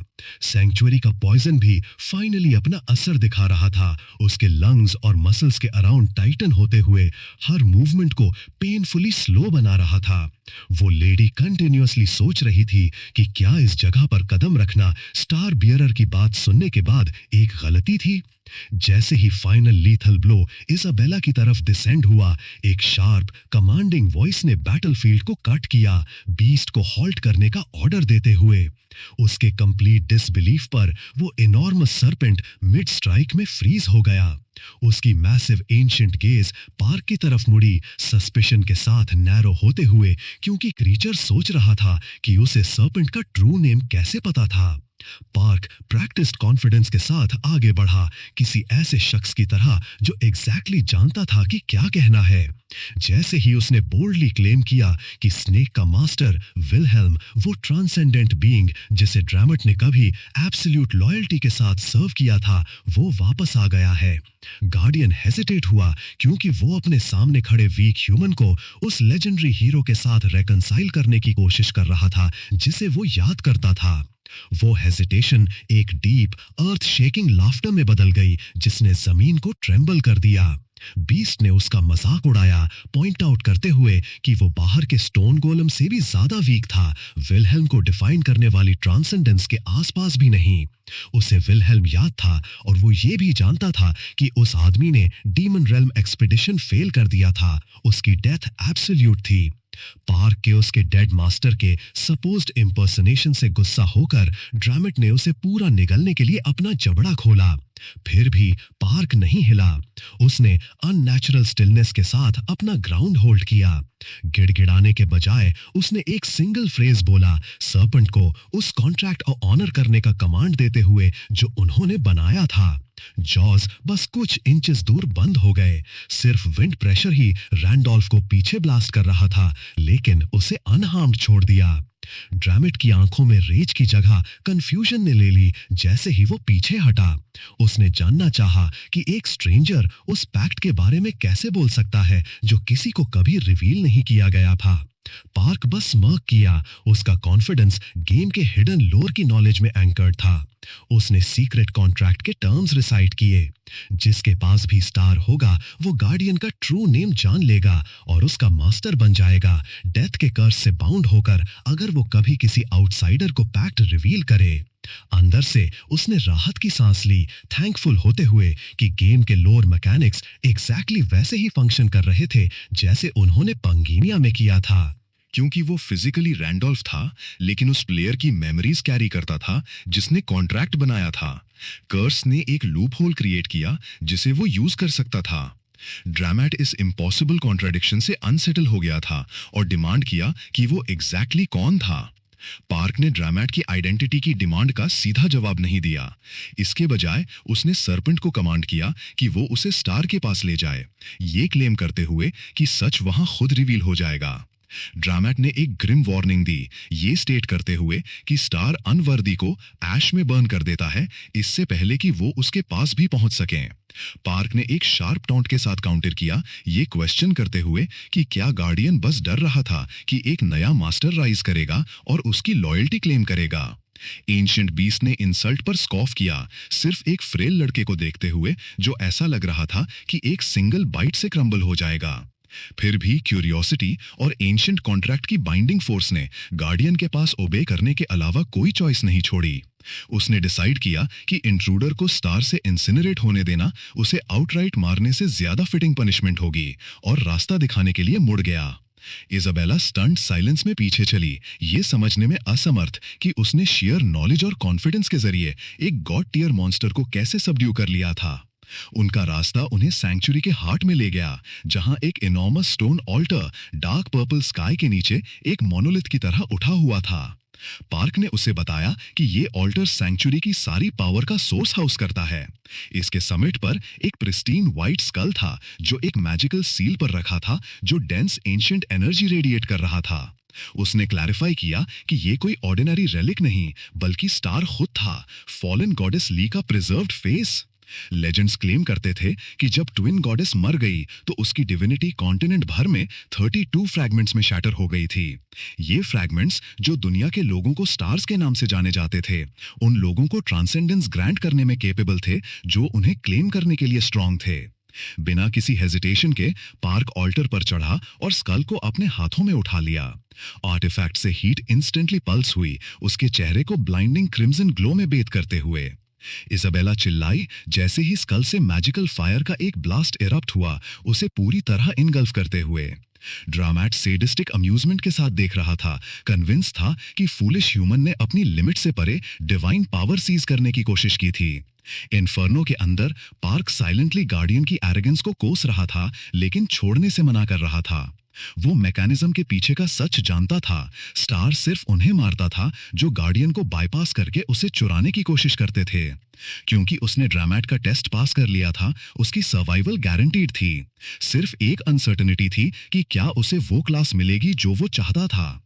क्योंकि अगर कोई बिना क्लास के स्टार अक्वायर करता है तो स्टार इंडिविजुअल को ऑटोमेटिकली एक क्लास ग्रांट करता है।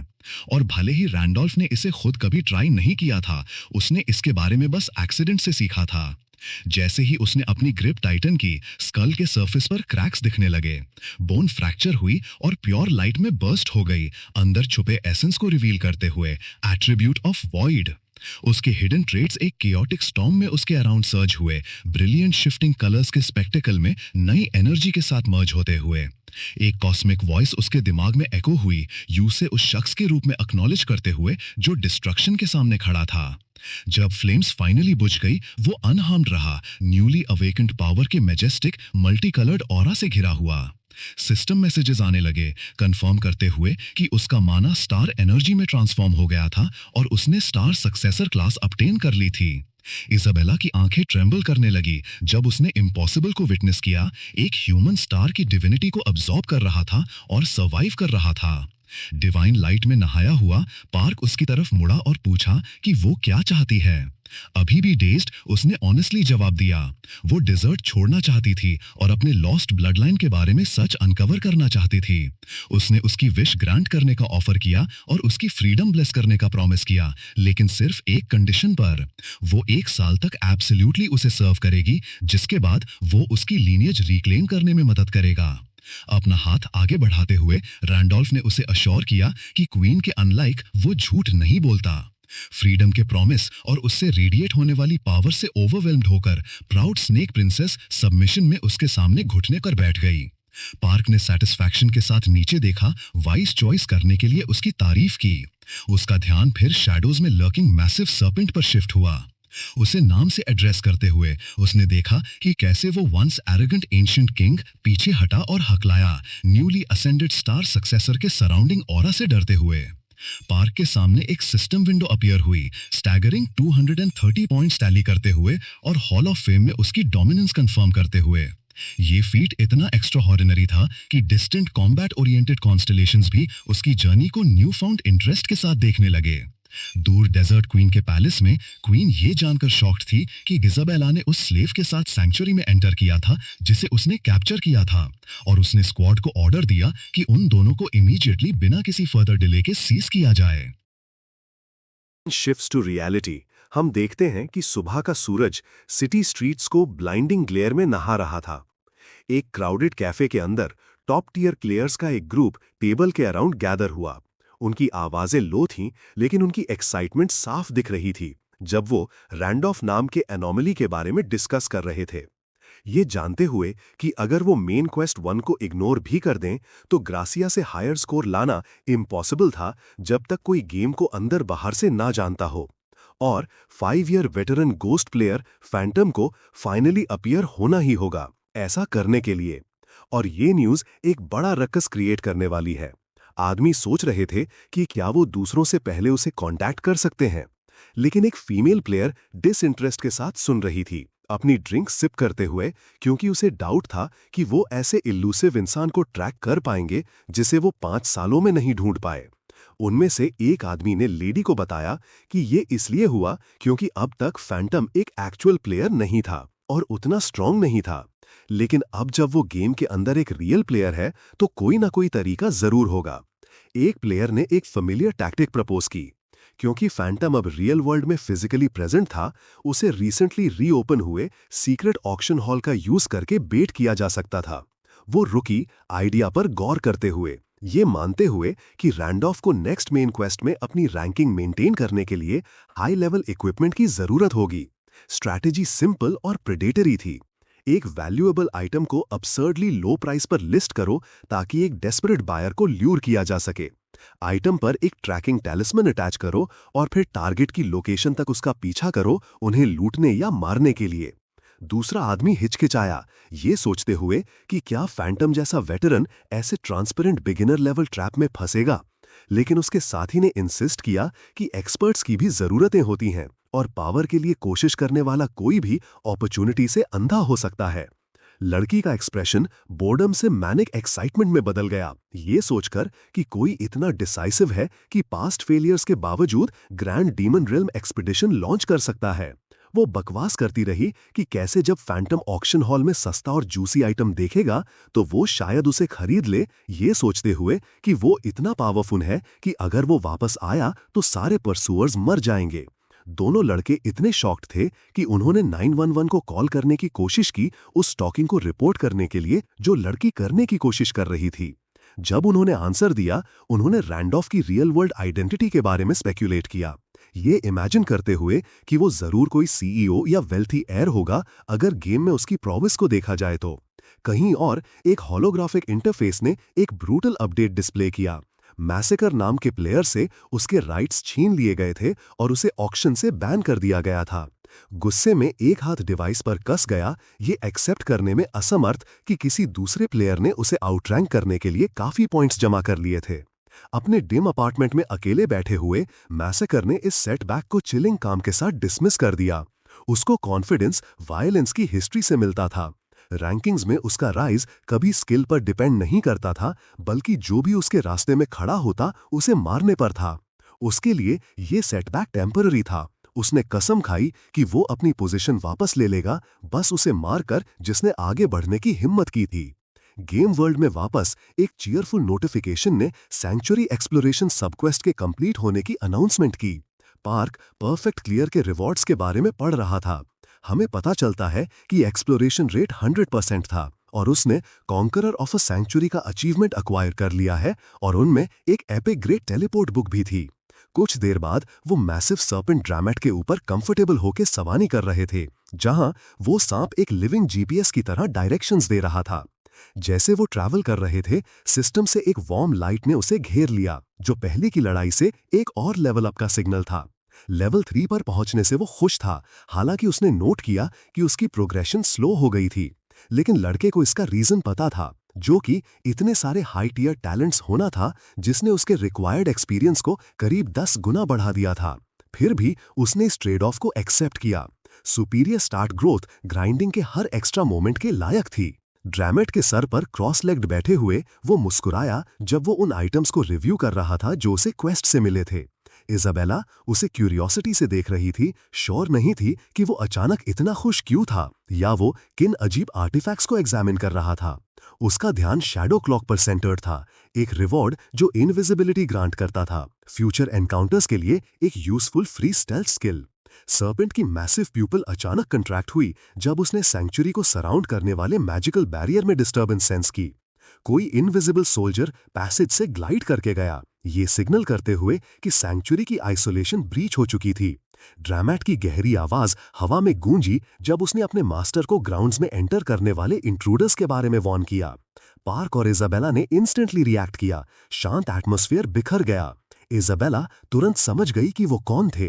क्वीन की परसूट स्क्वाड ने फाइनली उन्हें ढूंढ लिया था। उसका एक्सप्रेशन डार्क हो गया जब उसने थ्रेट को इवैल्यूएट किया।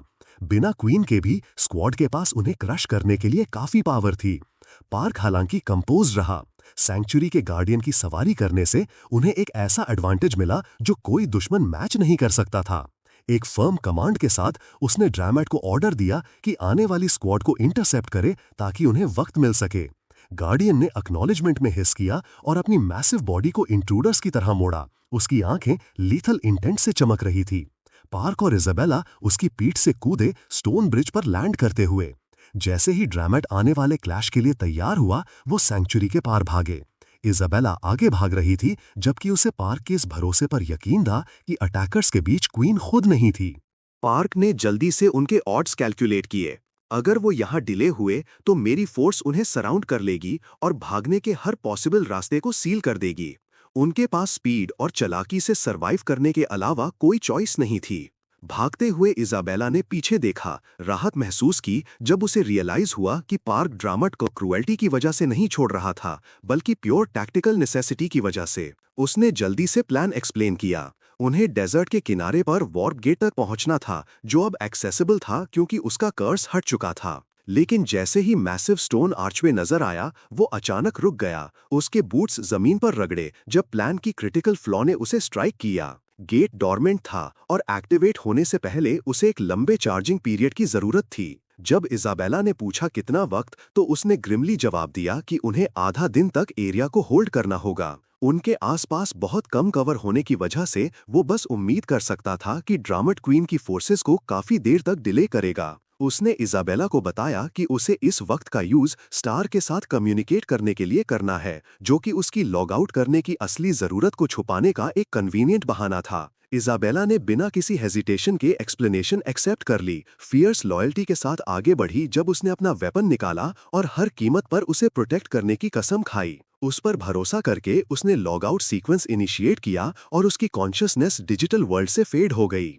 पार्क अपने बिस्तर पर जागा जब सुबह की रोशनी खिड़की से अंदर आ रही थी। उसका दिमाग रियलिटीज के बीच शिफ्ट होने से डिसोरिएंटेड था। धीरे से उठकर बैठते हुए उसने टाइम कंफर्म करने के लिए अपना फोन चेक किया और असेस किया कि रियल वर्ल्ड का कितना हिस्सा अभी भी अनटच रहा है। अभी के लिए मॉन्स्टर इन्वेजन शुरू नहीं हुआ था, जिससे उसे शांति का एक छोटा लेकिन कीमती पल मिल गया। फिर भी डायमेंशनल कोलैप्स एक्सेलरेट हो रहा था और उसे अपना वक्त गेम में लेवल बढ़ाने और रियल वर्ल्ड इंटेलिजेंस गैदर करने के बीच डिवाइड करने की जरूरत थी। उसके ख्यालात फोन की अचानक आवाज से इंटरप्ट हुए। जब उसने कॉलर आईडी देखा, उसका एक्सप्रेशन खराब हो गया। वो किम थी, उसकी एक्स, वो जिसने उसे नीचा दिखाया था, पैसों के लिए यूज किया था और एक ज्यादा अमीर आदमी के लिए उसे छोड़ दिया था। उनके टॉक्सिक रिलेशनशिप की यादें उसके दिमाग में घूमी, जो उस कोल्ड डिसमिसल पर खत्म हुई थी जिसने उसे ह्यूमिलिएट कर दिया था। सीन एक कैफे में शिफ्ट हुआ जहां किम इम्पेशेंटली बैठी थी, इस बात से परेशान कि वो अभी तक नहीं आया था। लेकिन वो फोन पर किसी से बात कर रही थी जो गुस्से में था और लड़की को कह रहा था कि वो ज्यादा पुश ना करे क्योंकि वो आदमी लगातार उसके लिए खाना और कपड़े खरीद रहा था। लेकिन लेडी अपने एक्शंस को जस्टिफाई कर रही थी, आदमी को कह रही थी कि चीप एक्ट ना करे क्योंकि ये उसकी रिस्पॉन्सिबिलिटी है अपनी गर्लफ्रेंड पर पैसे खर्च करना, भले ही वो आदमी उससे मिलना चाहता हो। किम ने मना किया, उसे बताते हुए कि उसके पास कहने के लिए कुछ नहीं है, ये एक्सप्लेन करते हुए कि आज उसकी एक दोस्त के साथ मीटिंग है, इसलिए उसे कांटेक्ट नहीं करना चाहिए। लड़का जानना चाहता था कि वो किससे मिल रही है, लेकिन उससे पहले किम को कॉल आया और वो अपने बॉयफ्रेंड पर परेशान थी। वो सोच रही थी कि भले ही पार्क पैथेटिक था, कम से कम वो उसकी सुनता था,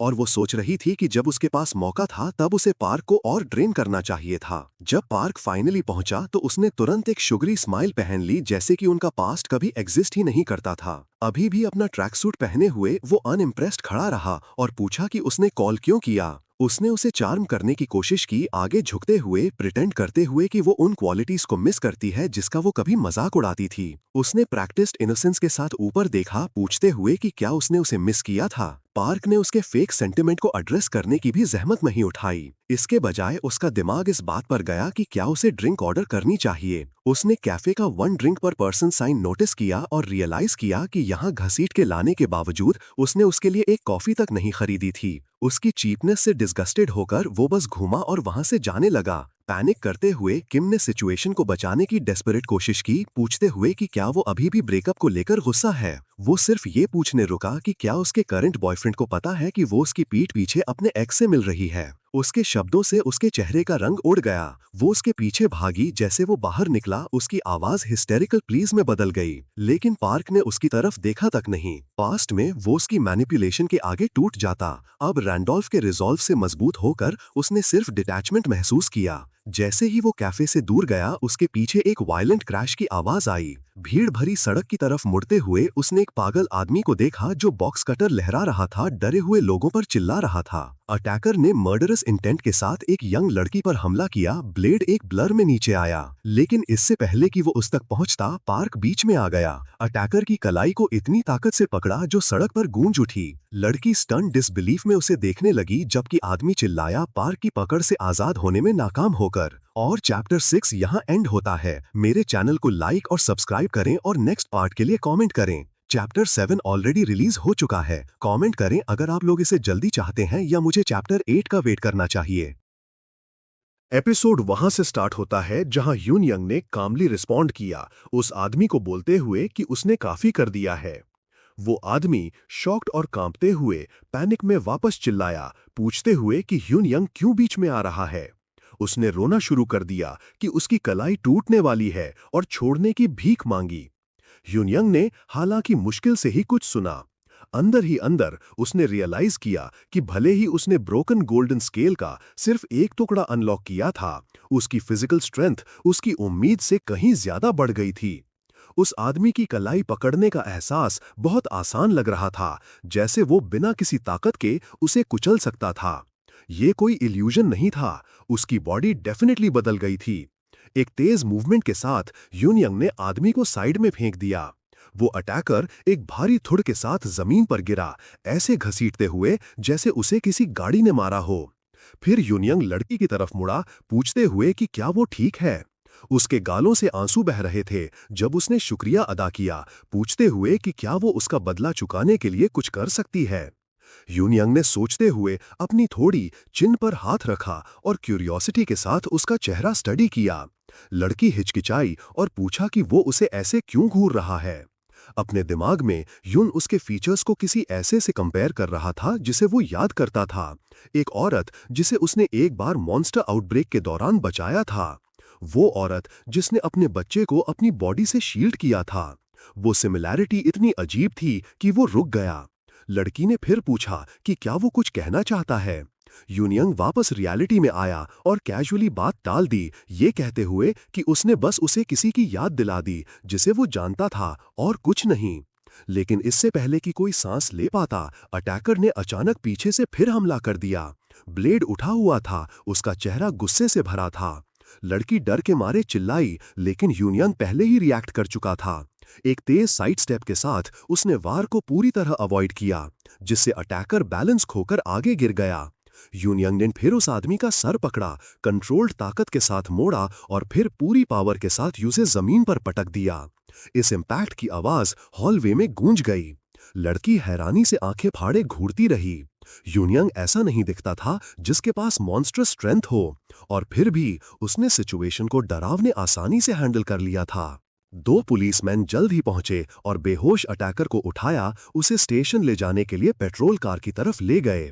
आदमी को सिक्योर करने के बाद ऑफिसर्स में से एक यूनयंग की तरफ मुड़ा और बताया कि उसे भी पुलिस स्टेशन चलना पड़ेगा। यूनयंग ने डिसबिलीफ में नर्वसली पलकें झपकाई, पूछते हुए कि क्या उसने ऑफिसर को सही सुना। इससे पहले कि ऑफिसर जवाब देता, लड़की आगे आई। उसने जिद की कि यूनयंग ने सिर्फ उसकी मदद करने के लिए स्टेप इन किया था और वो वही थी जिसने स्टॉकर की रिपोर्ट की थी। लेकिन पुलिसमैन ने कहा कि सिचुएशन चाहे जो भी हो, यूनयंग ने जो किया वो वायलेंस माना जाएगा, इसलिए दोनों को क्वेश्चनिंग के लिए ऑफिसर्स के साथ चलना होगा। गुस्से में लड़की ने पलटकर जवाब दिया, पूछते हुए कि एक आदमी जो शार्प ब्लेड लेकर हमला कर रहा था, उससे उसकी जान बचाना वायलेंस कैसे हो सकता है। उसने पूछा कि क्या ऑफिसर चाहते थे कि यूनयंग बस खड़ा रहे और उसे चाकू लगते हुए देखे। यूनयंग ने आं भरी, ये कहते हुए कि उसके पास इस सब के लिए टाइम नहीं है। लड़की ने ध्यान से यूनयंग को देखा, उसकी टोन में कुछ छुपा हुआ नोटिस किया। ऑफिसर्स ने फिर कहा कि वो रेगुलेशन से बंधे हैं और प्रोसीजर इग्नोर नहीं कर सकते। तभी लड़की ने अचानक फिर अपनी आवाज उठाई। उसने सख्ती से पूछा कि अगर यूनयंग विटनेस के तौर पर जाता है और अननेसेसरी मुसीबत में फंस जाता है तो क्या पुलिस जिम्मेदारी लेगी। इससे पहले कि ऑफिसर्स जवाब देते, लड़की ने एक आईडी कार्ड निकाला। उसने रिवील किया कि वो किम हाना है, सीके ब्रॉडकास्टिंग की रिपोर्टर। किम हाना ने उन्हें याद दिलाया कि एक इनोसेंट इंसान को परेशान करने के बजाय उन्हें असली विक्टिम से सवाल करने पर फोकस करना चाहिए। अगर वो सिचुएशन को गलत तरीके से हैंडल करते रहे तो उसने कहा कि वो ऑफिशियल चैनल्स के थ्रू रिपोर्ट करने में हिचकिचाएगी नहीं। ऑफिसर्स ने एक दूसरे को परेशानी में देखा, समझते हुए कि वो क्या मुसीबत खड़ी कर सकते हैं। तभी सीन के आसपास लोग फुसफुसाने लगे। कई लोगों ने किम हाना को पहचान लिया था, वो औरत जो इंटरडायमेंशनल अटैक के दौरान नेशनल टेलीविजन पर दिखी थी, एक बच्चे को अपनी बॉडी से बचाते हुए। उसके नाम का वजन था और ऑफिसर्स ये जानते थे। फाइनली पुलिस मान गई। उन्होंने अनाउंस किया कि ऑफिशियल कंप्लेंट के लिए सिर्फ विक्टिम को उनके साथ चलना होगा। केस यूनियन को फोर्स किए बिना आगे बढ़ेगा।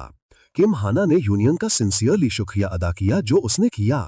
यूनियन ने बात टाल दी, ये कहते हुए कि ये कोई बड़ी बात नहीं थी।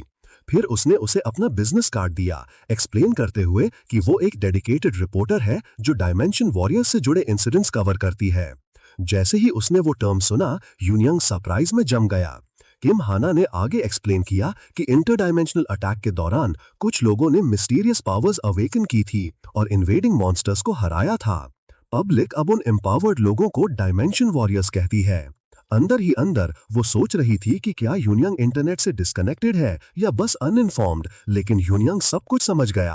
अपने दिमाग में उसने डॉट्स कनेक्ट किए। जिन डायमेंशन वॉरियर्स की वो बात कर रही थी वो गेम पैंजिया के प्लेयर्स थे। उसे अजीब लगा कि ऑलमोस्ट कोई भी सीधे पैंजिया का जिक्र नहीं करता था। इसके बजाय दुनिया इस इंसिडेंट को इंटरडायमेंशनल अटैक कहती थी, जो कि वीडियो गेम के रियलिटी बनने से कहीं ज्यादा बिलीवेबल लगता था। किम हाना ने यूनियन से पूछा कि क्या उसके पास बिजनेस कार्ड है, लेकिन इससे पहले कि वो जवाब देता, उसकी एक्स गर्लफ्रेंड उसकी तरफ भागती हुई आई। उसका नाम चिल्लाते हुए अपने हाथ उसके हाथ के इर्द गिर्द डाल दिए और उसे अपने चेस्ट से लगा लिया, पागलों की तरह पूछते हुए कि क्या उसे चोट लगी है। किम हाना ने सीन ऑब्जर्व किया और कामली यूनियोंग से पूछा कि क्या वो औरत उसकी गर्लफ्रेंड है। यूनियोंग ने तुरंत अपना हाथ छुड़ाया और क्लैरिफाई किया कि वो नहीं है और उसके पास बिजनेस कार्ड भी नहीं है। किम हाना ने फिर पूछा कि क्या वो इसके बजाय उसका फोन नंबर ले सकती है। यूनियोंग मान गया और उसे नंबर देने लगा। उसकी एक्स गर्लफ्रेंड जम गई। इस अचानक एक्सचेंज से शॉक्ड और कंफ्यूज्ड वो बस देखती रह गई जब यूनियोंग ने किम हाना के फोन में अपना नंबर पार्क यूनियोंग नाम से सेव किया। किम हाना ने कमेंट किया कि उसका नाम अच्छा है और एक हल्की स्माइल के साथ कहा कि उसे अगले दिन टेक्स्ट करना चाहिए ताकि वो कॉफी या डिनर के लिए मिल सकें और वो ट्रीट देगी। यूनियोंग ने बस एक्सेप्टेंस में सर हिला दिया। उसकी एक्स गर्लफ्रेंड का एक्सप्रेशन गुस्से से बिगड़ गया। वो जोर से यूनियोंग चिल्लाई, अपने आप को फिर से साबित करने की कोशिश करते हुए, लेकिन किम हाना बस बिना उसे और अटेंशन दिए वहां से चली गई। जैसे ही किम हाना सड़क पर आगे बढ़ी, उसका फोन बजा। उसने उठाया और दूसरी तरफ से एक आदमी ने उसे सुप्रीम अथॉरिटी कहकर एड्रेस किया, पूछते हुए कि क्या उसने अपना वीकेंड एंजॉय किया। उसने चिढ़कर जवाब दिया, यू से मना करते हुए कि वो यू से वैसे न बुलाए। आदमी ने बात जारी रखी, बताते हुए कि डेप्यूटी डायरेक्टर बिजनेस ट्रिप पर हैं और उन्होंने उसके लिए एक असाइनमेंट छोड़ा है। उसने असाइनमेंट के बारे में पूछा और आदमी ने इन्फॉर्म किया कि उसे ग्रासिया का इंटरव्यू लेने के लिए शेड्यूल किया गया है। वो इंसान जिसे ग्लोबल हीरो माना जाता है, जिसने इंटरडायमेंशनल डिजास्टर के दौरान अमेरिका को बचाया था। किम हाना ने सवाल किया कि सभी रिपोर्टर्स में से इतने बड़े लेवल के किसी को हैंडल करने के लिए यू से क्यों चुना गया। आदमी ने माना कि उसे कोई आइडिया नहीं है, सिवाय इस फैक्ट के कि खुद सुपर हीरो ने उसे मिलने की स्पेसिफिक रिक्वेस्ट की थी और वो पर्सनली कोरिया आ रही है। फिर सीन गेम वर्ल्ड के एक सुनसान इलाके में शिफ्ट हुआ। कई बॉडीज जमीन पर गिरी हुई थीं। इजाबेला उनके बीच खड़ी थी, पसीने में भीगी हुई, उन आदमियों से घिरी हुई जिन्हें उसने अभी हराया था। उसकी चोटें और कांपते हाथ दिखा रहे थे कि वो अपनी लिमिट के करीब थी। फिर भी वो अलर्ट रही, फिर से लड़ने के लिए तैयार अगर कोई पास आने की हिम्मत करे। क्लोक्ड पहने हुए आदमियों के एक ग्रुप ने उसे घेरा। उनमें से एक ने क्वीन के कमांड पर उसकी तुरंत वापसी की मांग की और ऑर्डर दिया कि वो अपने पीछे वाले स्लेव को सरेंडर कर दे। उन्होंने वार्निंग दी कि अगर उसने बात मानी तो आगे कुछ नहीं बढ़ेगा। इजाबेला ने अपने डैगर पर पकड़ मजबूत की और अपने दिमाग में उन्हें बेवकूफ घोषित किया, अपने आप को यूनियोंग की बेहोश बॉडी को प्रोटेक्ट करने के लिए तैयार करते हुए जो उसके पीछे थी। उसने यू से तब शील्ड किया था जब उसकी कॉन्शियसनेस रियल वर्ल्ड में थी और वो उसे ले जाने नहीं देगी। सिचुएशन फिर से वायलेंस की तरफ झुक गई। अचानक एक नीली धुंध फूटी और यूनियोंग के पीछे का गेट घूमती हुई पर्पल और ब्लू बिजली के साथ खुल गया। यूनियोंग की आंखें खुल गई जैसे ही उसकी कॉन्शियसनेस गेम वर्ल्ड में वापस आई। वो आगे बढ़ा, इजाबेला को एक्नॉलेज करते हुए और कहते हुए कि उसने अच्छे से संभाल कर रखा। इजाबेला रिलीव्ड होकर पूछा कि क्या उसने सितारों यानी स्टार्स के साथ कम्युनिकेट करना खत्म कर लिया है। यूनियोंग ने एक जलते हुए एक्सप्रेशन के साथ जवाब दिया कि उसने वाकई इसे पूरा कर लिया है। क्लोक्ड आदमियों के पीछे से एक गंजे कमांडर ने अपने सबऑर्डिनेट्स को चिल्लाया, उन्हें ट्रेटर को तुरंत एग्जीक्यूट करने का ऑर्डर दिया। यूनियोंग आगे बढ़ा, अपना हाथ उठाते हुए एक गोल्डन ऑरा बाहर की तरफ फैला। उसने डिक्लेयर किया कि इजाबेला ने उसे प्रोटेक्ट किया है और और अब उसे प्रोटेक्ट करने की बारी उसकी है। उसने चुटकी बजाई, गोल्डन ऑरा बाहर की तरफ फटा, क्लोक्ड आदमियों को अपनी लपेट में लेते हुए। एक सिस्टम नोटिफिकेशन अपीयर हुआ, अनाउंस करते हुए कि यूनियोंग ने star successor exclusive skill activate कर दी है। गुफा में चीखें गूंज गई जब आदमी दर्द में तड़पने लगे। उनकी बॉडीज लगातार गोल्डन एनर्जी के नीचे जल रही थीं। उनके लिए ये पल एक अनअवॉइडेबल आजादी बन गया और एक एक करके वो डिसइंटीग्रेट हो गए, यानी राख बन गए। इजाबेला की आंखें हैरानी से फैल गई जब उसने इम्पॉसिबल पावर को देखा। उसने अंदर ही अंदर पूछा कि क्या ये सच में एक स्टार बैरर की ताकत थी। यूनियोंग उसकी तरफ मुड़ा और धीरे से कहा कि अगर वो अपनी पुरानी वफादारी की तरफ लौटना चाहती है तो वो उसे नहीं रोकेगा। इजाबेला ने डिसबिलीफ में उसे देखा, समझ नहीं पाई कि वो कितना बदल गया था। उसने मना कर दिया, ये कहते हुए कि वो नहीं जाएगी, मुस्कुराई और कंफर्म किया कि वो उसके साथ रहेगी। वो दोनों साथ में घूमते हुए पोर्टल में चले गए, जिसके कलर्स गैलेक्सी की तरह बदल रहे थे, गहरे नीले को वाइब्रेंट पर्पल के साथ मिक्स करते हुए। जैसे ही रोशनी ने उन्हें लपेटा, यूनियोंग के दिमाग में एक सिस्टम नोटिफिकेशन गूंजा। इसने उसे याद दिलाया कि इजाबेला का श्राप स्टार्स की ब्लेसिंग के जरिए पूरी तरह से खत्म हो गया है।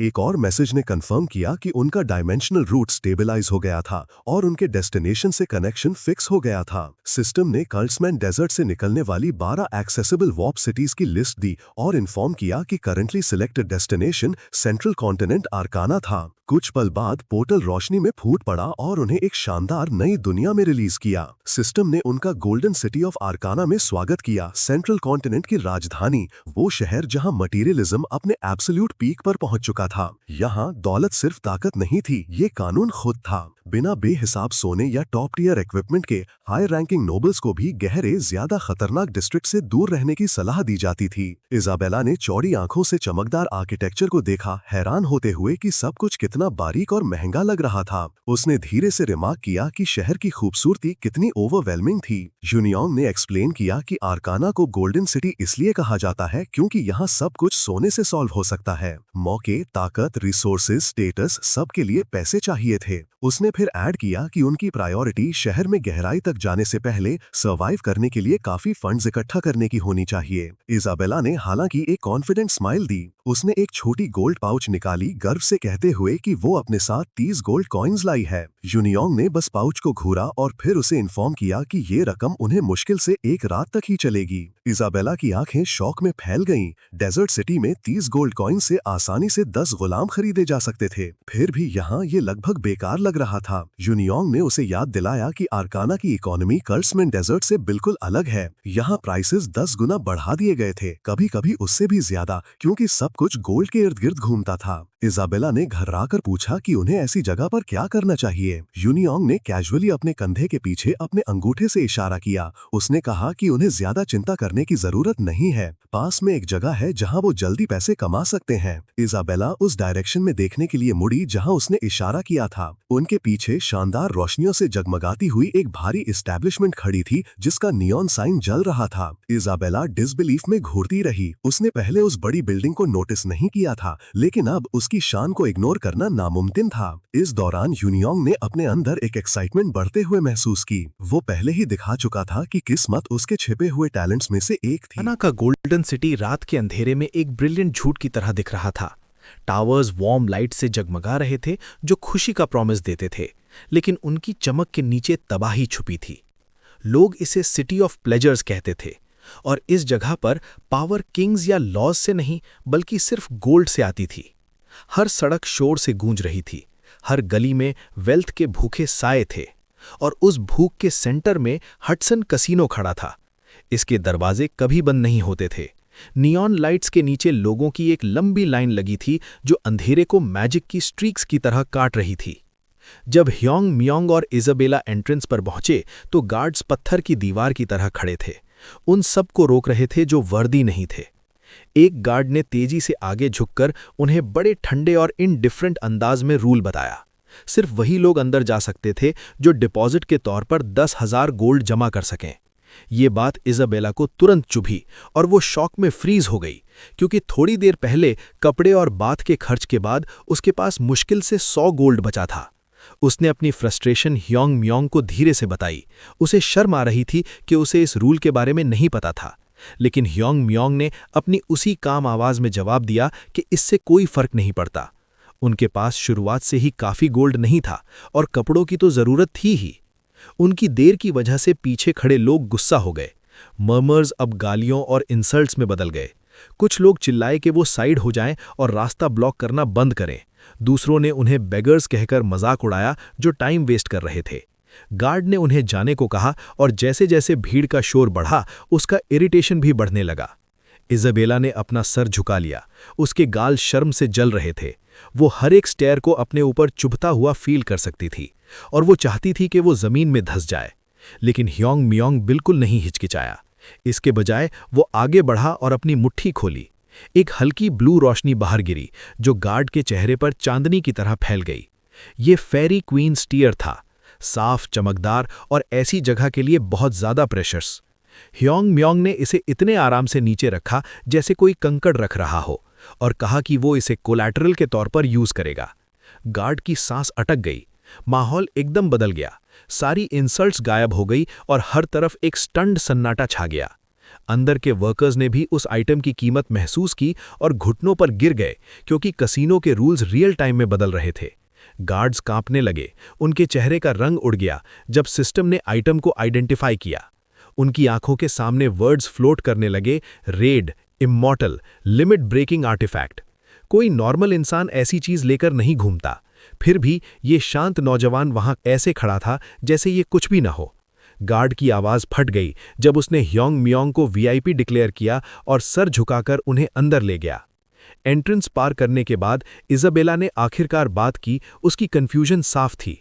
उसने पूछा कि उसने क्या दिया था और ह्योंग मियोंग ने समझाया कि वो फेरी क्वीन स्टीयर था, सैंक्चुरी का एक टैलिस्मैन जिसकी वैल्यू कम से कम 1 मिलियन गोल्ड थी। उसने पूछा कि क्या वो वाकई इसे टेम्परेरली देने में ठीक है, पर ह्योंग ने सिर्फ इतना कहा कि वो जरूरत के मुताबिक गोल्ड जीत लेगा और बाद में इसे वापस ले लेगा। उसका कॉन्फिडेंस बहुत स्टेडी था, लगभग अनफेयर लेवल तक। और जैसे ही उन्होंने बेटिंग हॉल की गोल्डन चमक में कदम रखा, वो सोचने लगी कि वो असल में कैसा इंसान है। ह्योंग मियोंग एक सीट पर बैठ गया। चमकती हुई टेबल्स और कॉइन्स पर लाइट रिफ्लेक्ट हो रही थी। कसीनो जिंदा था। लोग उसे ऐसे घूर रहे थे जैसे वो रियल टाइम में कोई लेजेंड बनते हुए देख रहे हों। कुछ लोग उसे गैम्बलिंग का भगवान कह रहे थे, दूसरे सिर्फ डर से देख रहे थे, अनश्योर कि वो लक देख रहे हैं या कुछ डिवाइन। ह्योंग मियोंग ने अपने ट्रेड का वही पुराना खिंचाव महसूस किया। गोल्ड की ब्लेसिंग उसके हाथ को गाइड कर रही थी। एक ऐसे शहर में जहां पैसा राज करता था, वो ट्रेड किसी राजा के ताज की तरह चमक रहा था। इज़ाबेला की खुशी फट पड़ी जब नंबर्स 1 मिलियन के पार हो गए, लेकिन ह्योंग ने उसे याद दिलाया कि वो पैसा उसकी बेट से आया था। फिर भी वो इतनी स्टंट थी कि आर्ग्यू नहीं कर सकी। लेकिन ये जीत ज्यादा देर नहीं चली। ओपोनेंट ने तब अपना सर झुका लिया। उसने ह्योंग मियोंग को इन्फॉर्म किया कि जबकि कसीनो उसकी सारी विनिंग्स का सम्मान करेगा, लेकिन उसे हडसन कसीनो में फिर से एंटर करने से बैन कर दिया गया है। बहुत सारे लोग ह्योंग मियोंग की बेट्स कॉपी कर रहे थे, जिससे चिप्स का फ्लो बिगड़ रहा था और टेबल्स खाली हो रही थीं। गार्ड्स उसके चारों ओर एक घेरा बनाकर इकट्ठे हो गए, हालांकि किसी की हिम्मत नहीं हुई उसे छूने की। उनकी इस बदतमीजी पर इज़ाबेला की आंखों में गुस्सा आ गया, पर ह्योंग शांत रहा। वो जाने के लिए तैयार हो गया और धीरे से उठा, लेकिन फिर उसने ऐड किया कि जाने से पहले उसे ओनर से बात करनी है। मैनेजर ने मना कर दिया और इंसिस्ट किया कि ह्योंग मियोंग खामोशी से चला जाए, लेकिन ह्योंग मियोंग ने उसे करेक्ट किया कि ओनर खुद उससे मिलना चाहेगा। ये ह्योंग मियोंग नहीं था जो ऑडियंस की रिक्वेस्ट कर रहा था, बल्कि ये उल्टा था। कसीनो के काफी अंदर ओनर हडसन सामने रखे उस चमकते हुए टीयर को देख रहा था। उसकी skill hand of observation level 8 तुरंत एक्टिवेट हो गई, टैलिस्मैन को एनालाइज करते हुए उसकी ऑथेंटिसिटी कंफर्म करने लगी। जैसे ही सच सामने आया, हडसन का दिल जोर से धड़कने लगा। सिर्फ फेरी क्वीन के नाइट्स ही ऐसे टीयर्स पास रखते थे, और उनमें से एक को मारने के लिए भी कई लेवल 10 पावर हाउसेस की जरूरत होती थी। इसे पाना लगभग नामुमकिन था। कोई मर्चेंट इसे नहीं बेचता था, कोई कलेक्टर इसे छोड़ता नहीं था। फिर भी किसी अनजान ने अंदर आकर इसे डिपॉजिट से ज्यादा कुछ नहीं समझा। इसकी वैल्यू मेजर करना लगभग नामुमकिन था। तभी एक गार्ड ने दरवाजा खटखटाया और बताया कि जिस आदमी ने टैलिस्मैन छोड़ा है वो उससे मिलना चाहता है और उसे यकीन है कि हडसन भी ये मीटिंग चाहेगा। हडसन तुरंत समझ गया। उसके चेहरे पर एक मुस्कान आ गई। उसने उन्हें ह्योंग मियोंग को अंदर लाने और चाय तैयार करने का ऑर्डर दिया। कसीनो फ्लोर के पीछे एक शांत कमरे में हडसन और ह्योंग मियोंग एक दूसरे के सामने सॉफ्ट काउचेस पर बैठे थे। इजाबेला एक होशियार साये की तरह ह्योंग मियोंग की साइड में खड़ी रही। ह्योंग थोड़ा पीछे झुका, एक पैर दूसरे के ऊपर रखा। उसका पोस्चर रिलैक्स्ड था पर अनवेवरिंग। हडसन ने उसे स्टडी किया। वो एक ऐसे वॉरियर की उम्मीद कर रहा था जिसका ऑरा ओवरवेलमिंग हो, लेकिन ह्योंग एक ऐसे ट्रैवलर की तरह लग रहा था जो लंबी राहों के बीच आराम कर रहा हो। फिर भी उसकी आंखों में कुछ था, एक ऐसी शार्प कॉन्फिडेंस जो किसी को भी काट दे। हडसन ने उस कमेंट के बारे में पूछा जो ह्योंग मियोंग ने पहले किया था, और ह्योंग मियोंग ने बस इतना कहा कि उसे पता था कि हडसन उससे मिलना चाहेगा क्योंकि कसीनो को उस टैलिस्मैन की जरूरत उससे ज्यादा थी। ये शब्द हवा में एक तलवार की तरह लटक गए। हडसन थोड़ा हैरान पर अम्यूज्ड होकर सच मान गया। वो रेयर टैलिस्मैन्स कलेक्ट करता था और उसने पहले से ही ह्योंग मियोंग को नेगोशिएट करने के लिए बुलाने का प्लान किया था ताकि वो फेरी क्वींस टीयर खरीद सके। ह्योंग मियोंग ने कोई हैरानी नहीं दिखाई। उसने सिर्फ सर हिलाते हुए कहा कि अगर कीमत सही हुई तो वो बेच देगा। हडसन का चेहरा तुरंत खिल उठा। उसने 2 मिलियन गोल्ड ऑफर किया, इसे जेनरस बताते हुए। इजाबेला उस नंबर पर लगभग चिल्ला पड़ी। उसे यकीन नहीं हो रहा था कि कोई एक सिंगल टैलिस्मैन पर इतना खर्च करेगा, लेकिन ह्योंग ने कोई रिएक्ट नहीं किया। जब ह्योंग मियोंग आखिरकार बोला 20 मिलियन गोल्ड तो हडसन फ्रीज हो गया। यहां तक कि इजाबेला की भी सांस रुक गई। हडसन ने कहा कि इतनी रकम से आर्काना के हार्ट में एक मैंशन खरीदा जा सकता है, ऐसी जमीन जिसे नोबल्स भी मुश्किल से हाथ लगा पाते हैं। कोई भी टैलिस्मैन चाहे कितना भी रेयर हो, कभी ऐसी प्राइस तक नहीं पहुंचता। उसने खुद को संभाला और साफ तौर पर कहने की कोशिश की कि एक ऐसा टूल जो वेपन्स रीफॉर्ज करने के लिए होता है, उसकी ऐसी कोई वैल्यू नहीं है। लेकिन ह्योंग मियोंग ने उसके डाउट का जवाब एक ऐसी काम के साथ दिया जो लगभग अननेचुरल थी। वो टैलिस्मैन ह्योंग के लिए उस प्राइस का नहीं था। उसने कहा कि हडसन के लिए इसकी वैल्यू इतनी ही है। हडसन के हाथ में हल्की सी थरथराहट ने उसे धोखा दे दिया। ह्योंग मियांग ने इसे तुरंत देख लिया। उसने आगे कहा कि फेरी क्वींस टीयर सिर्फ हडसन की शेल्फ के लिए कोई कलेक्टिबल नहीं था। अगर वो सिटी काउंसिल में एंटर करना चाहता था तो ये वही चाबी थी जिसकी उसे जरूरत थी। हडसन खामोश हो गया, डिनाई नहीं कर सका। ह्योंग मियांग की आवाज टेढ़ी रही जब उसने वो सच समझाया जो हडसन ने पैसे और स्टेटस के पीछे छुपा रखा था। काउंसिल ज्वाइन करने के लिए लेवल 10 तक पहुंचना जरूरी था, और लेवल 10 पहुंचने का मतलब था अपनी ताकत से ब्रेक थ्रू करना। कॉम्बैट क्लासेस के लिए वो दीवार ऊंची थी पर नामुमकिन नहीं। पर हडसन जैसे किसी के लिए जिसका प्रोफेशन पैसे, इन्फ्लुएंस और नंबर्स के गिर्द बना था, ना कि बैटल के, ये एक ऐसी रुकावट थी जिसे वो कभी क्रॉस नहीं कर सकता था जब तक उसके पास ऐसी चीज ना हो जो इक्विपमेंट रिस्ट्रिक्शंस को हटा सके। फेरी क्वींस टीयर बिल्कुल वही चीज थी। इसके साथ वो हायर टीयर गियर यूज कर सकता था ताकि अपने कमजोर कॉम्बैट स्टैट्स को कवर कर सके। और जिस वजह से कसीनो ओनर काउंसिल तक पहुंचना चाहता था, ह्योंग ने वो नाम बड़े शांत और नरमी से लिया। Serenity. Serenity, pure white knight, Balleran kingdom की मार्किस वाइजर की अकेली बेटी। पुराने दिनों में जब ह्योंग को लगता था कि पैंगिनिया सिर्फ एक गेम है, वो डीमन वर्ल्ड ग्रेट एक्सपेडिशन के दौरान उसके कमांड में 500 नाइट्स के साथ चलती थी।